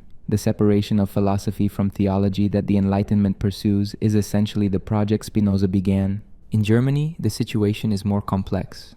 The established university philosophy is rationalist but Christian, following Leibniz and Wolff. Spinoza remains condemned, associated with atheism and immorality. Then, in the 1780s, comes the pantheism controversy. Lessing, the famous playwright and critic, confesses to his friend Jacobi that he is a Spinozist. Jacobi publishes this revelation, creating scandal. How could a respectable intellectual embrace Spinoza's philosophy? The controversy forces German intellectuals to read Spinoza seriously, many for the first time. The result is a Spinoza renaissance. Goethe reads him and finds in his philosophy a view of nature that resonates with his scientific and poetic sensibilities. Herder incorporates Spinozist ideas into his philosophy of history. Schelling develops a philosophy of nature explicitly influenced by Spinoza. Hegel recognizes Spinoza as a crucial figure whose monism anticipated absolute idealism, even while criticizing his static conception of substance. Spinoza becomes respectable in German philosophy, no longer the atheist monster, but a profound systematic thinker whose errors are worth analyzing. Meanwhile, the Ethics gradually becomes available in translations. A Dutch translation appears in 1677, almost simultaneously with the Latin original. German translations follow in the 18th century, French translations in the 19th. English translations begin appearing in the mid-19th century. Each translation opens Spinoza to new audiences who cannot read Latin. The book spreads beyond the small circle of educated elites who read Latin fluently. The 19th century sees Spinoza's full rehabilitation. Romantic poets embrace his vision of nature as divine. Philosophers treat him as a major historical figure whose system must be understood even if rejected. Scientists appreciate his naturalism and determinism as compatible with scientific worldview. By the end of the century, it is possible to be a Spinozist openly without being immediately condemned as an atheist.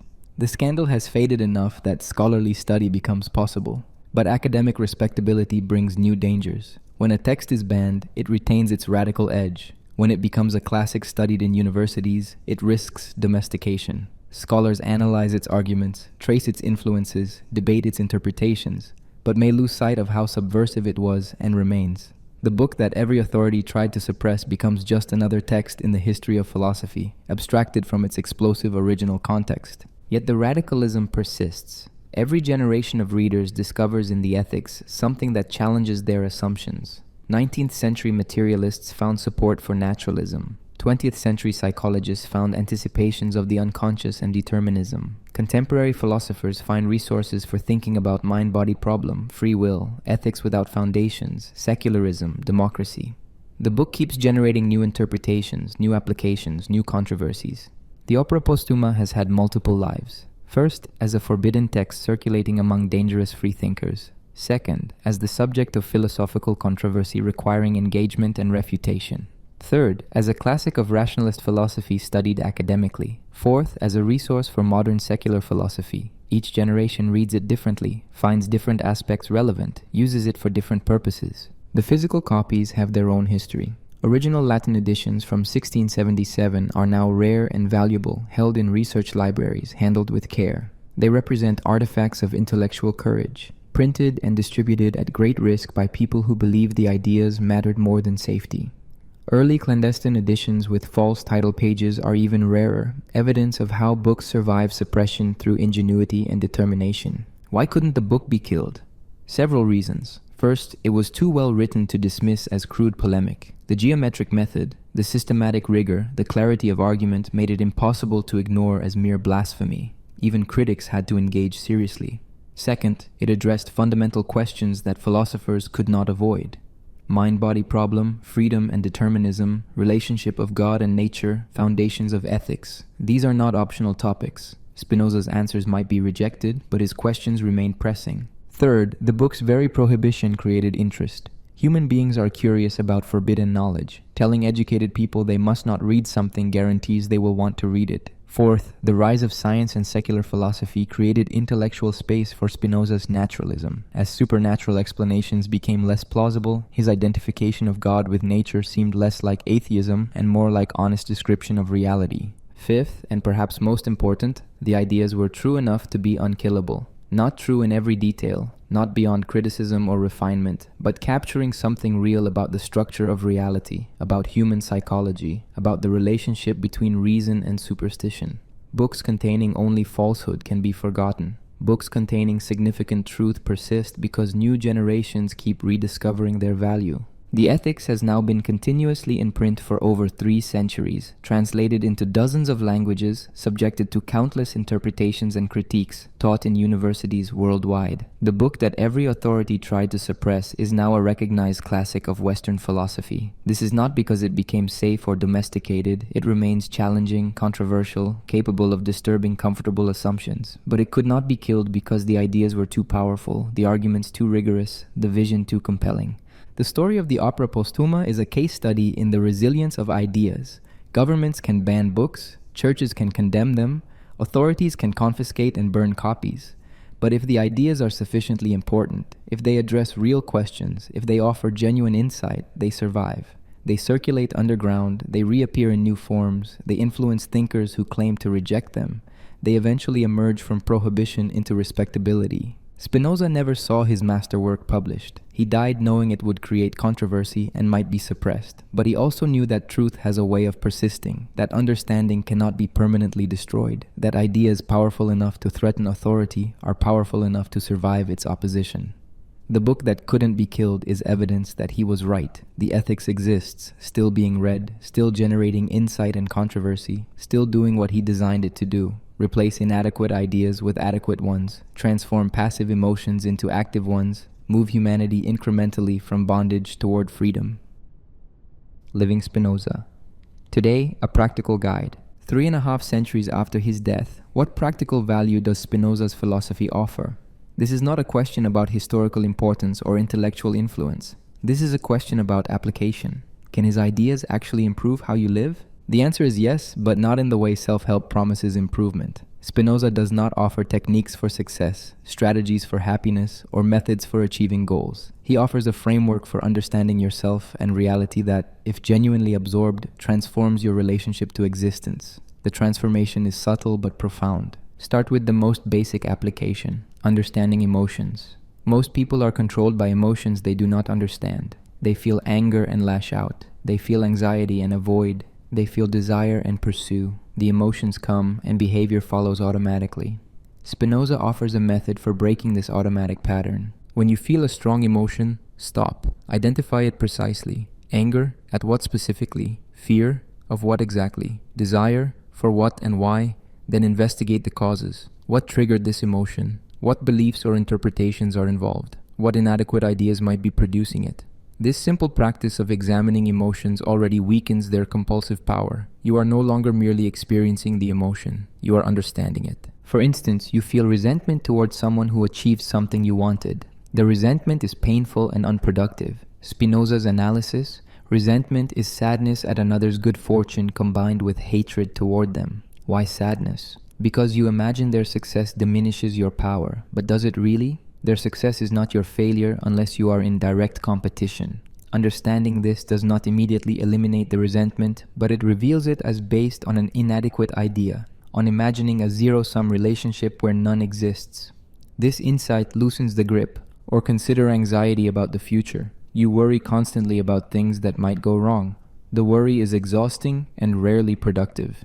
Spinoza would identify this as fear, sadness mixed with doubt about whether something bad will happen. The sadness comes from imagining decreased power in possible future scenarios. But the future is uncertain. You cannot know what will happen. The anxiety is based on imagination, not adequate knowledge of causes. Understanding this does not eliminate uncertainty, but it reveals that the anxiety is not responding to reality, only to imagined possibilities.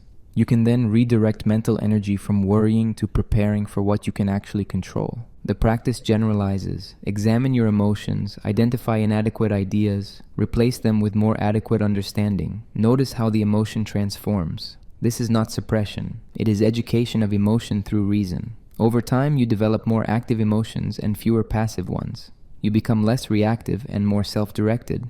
Second application: accepting necessity. This is harder because it goes against the grain of how people naturally think about their lives. You want things to be different. You regret the past. You resent current circumstances. You demand that reality conform to your preferences. All of this creates suffering that adds nothing to your power. Spinoza's remedy is understanding that everything that happens could not have happened otherwise. Not because fate predetermined it, but because it followed necessarily from the infinite chain of causes that is the nature of God. Your past could not have been different because it was determined by your genetics, your environment, your experiences, all of which were themselves determined. Your present circumstances could not be different because they arose from your past and current causes. This does not mean you cannot change the future. Your actions now are part of the causal chain that creates what comes next. But it means letting go of the fantasy that things should be other than they are. They are what they are necessarily. Resenting necessity is irrational and exhausting. Practically, this means when something goes wrong, you can skip the stage of anger at how unfair it is and move directly to responding effectively. The business failed. Regretting that it failed adds nothing. Understanding why it failed and what to do next is useful. The relationship ended. Wishing it had not ended is pointless. Understanding what happened and learning from it serves your Conatus. The diagnosis is serious. Being angry at the universe for your illness wastes energy that could go toward treatment and adaptation. This is not passivity. It is efficient response unburdened by useless resistance to reality. You accept what is while working to create what can be. This is the practical meaning of living according to reason rather than according to passive emotion. Third application: reducing possessiveness in relationships. Most relationship suffering comes from treating people as property, as means to your ends, as required to behave in ways that serve your needs. Spinoza's analysis reveals this as confusion about what other people are.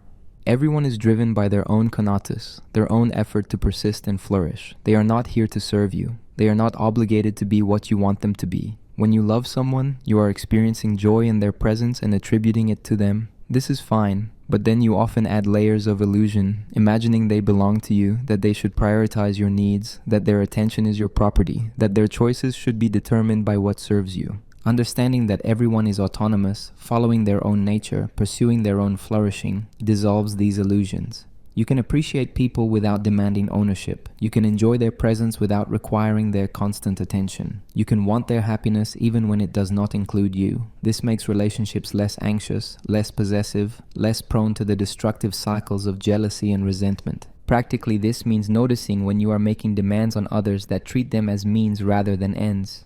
Noticing when you are hurt because someone made choices based on their own needs rather than yours. Noticing when you are trying to control rather than appreciate. Each time you notice, you can choose to release the demand, accept their autonomy, and see if the relationship improves when not strained by impossible expectations. Fourth application: pursuing knowledge systematically. In Spinoza's system, understanding is power and power is joy. Therefore, learning is not just instrumental, not just a means to career or status. It is directly satisfying, an increase in your capacity to exist and act. This reframes education. Instead of learning only what is immediately useful, you learn to expand understanding as such. Study how things work. Study causes, study patterns, study yourself. Not because each piece of knowledge has obvious application, but because the process of understanding increases your power and thereby your joy. Mathematics is valuable not just for calculation, but for training rigorous thinking. History is valuable not just for lessons, but for understanding how societies develop. Psychology is valuable not just for manipulation, but for understanding yourself and others. The practical implication is treating intellectual development as central to flourishing, not as optional enrichment. Reading difficult books, engaging with complex ideas, questioning assumptions, seeking explanations. These are not luxuries for academics. They are methods by which finite beings increase their power and thereby their capacity for joy. Fifth application, rethinking success and failure. Most people define success in terms of external goods, wealth, status, recognition, power over others. These are what Spinoza calls unstable goods, dependent on circumstances beyond your control, always under threat, never providing lasting satisfaction. When you achieve them, you worry about losing them. When you lose them, you suffer. They trap you in constant anxiety. Spinoza redirects attention to stable goods, understanding, virtue as power, relationships based on mutual enhancement rather than need, health, creative capacity. These are more reliably sources of joy because they are more within your control and less vulnerable to external circumstances. Understanding once achieved cannot be taken from you. Virtue as power, as acting from your own adequate ideas, persists regardless of others' opinions. Real friendship survives changes in fortune. Practically, this means reevaluating what you are pursuing. Are you chasing status that requires constant maintenance and creates constant anxiety? Or are you developing capacities that genuinely increase your power? Are you accumulating possessions that need protecting? Or are you cultivating understanding that enriches experience? The shift from unstable to stable goods is the shift from bondage to freedom. Sixth application, engaging with politics rationally. Spinoza's political philosophy suggests that you should support institutions and policies that increase collective human power, that enable cooperation, that protect freedom of thought, that reduce superstition and violence. This is not about ideology. It is about understanding what actually serves human flourishing. Democracy is valuable not because of some abstract right, but because it distributes power, creates accountability, and harnesses collective intelligence. Freedom of speech is valuable not because God granted it, but because it enables the development of adequate ideas.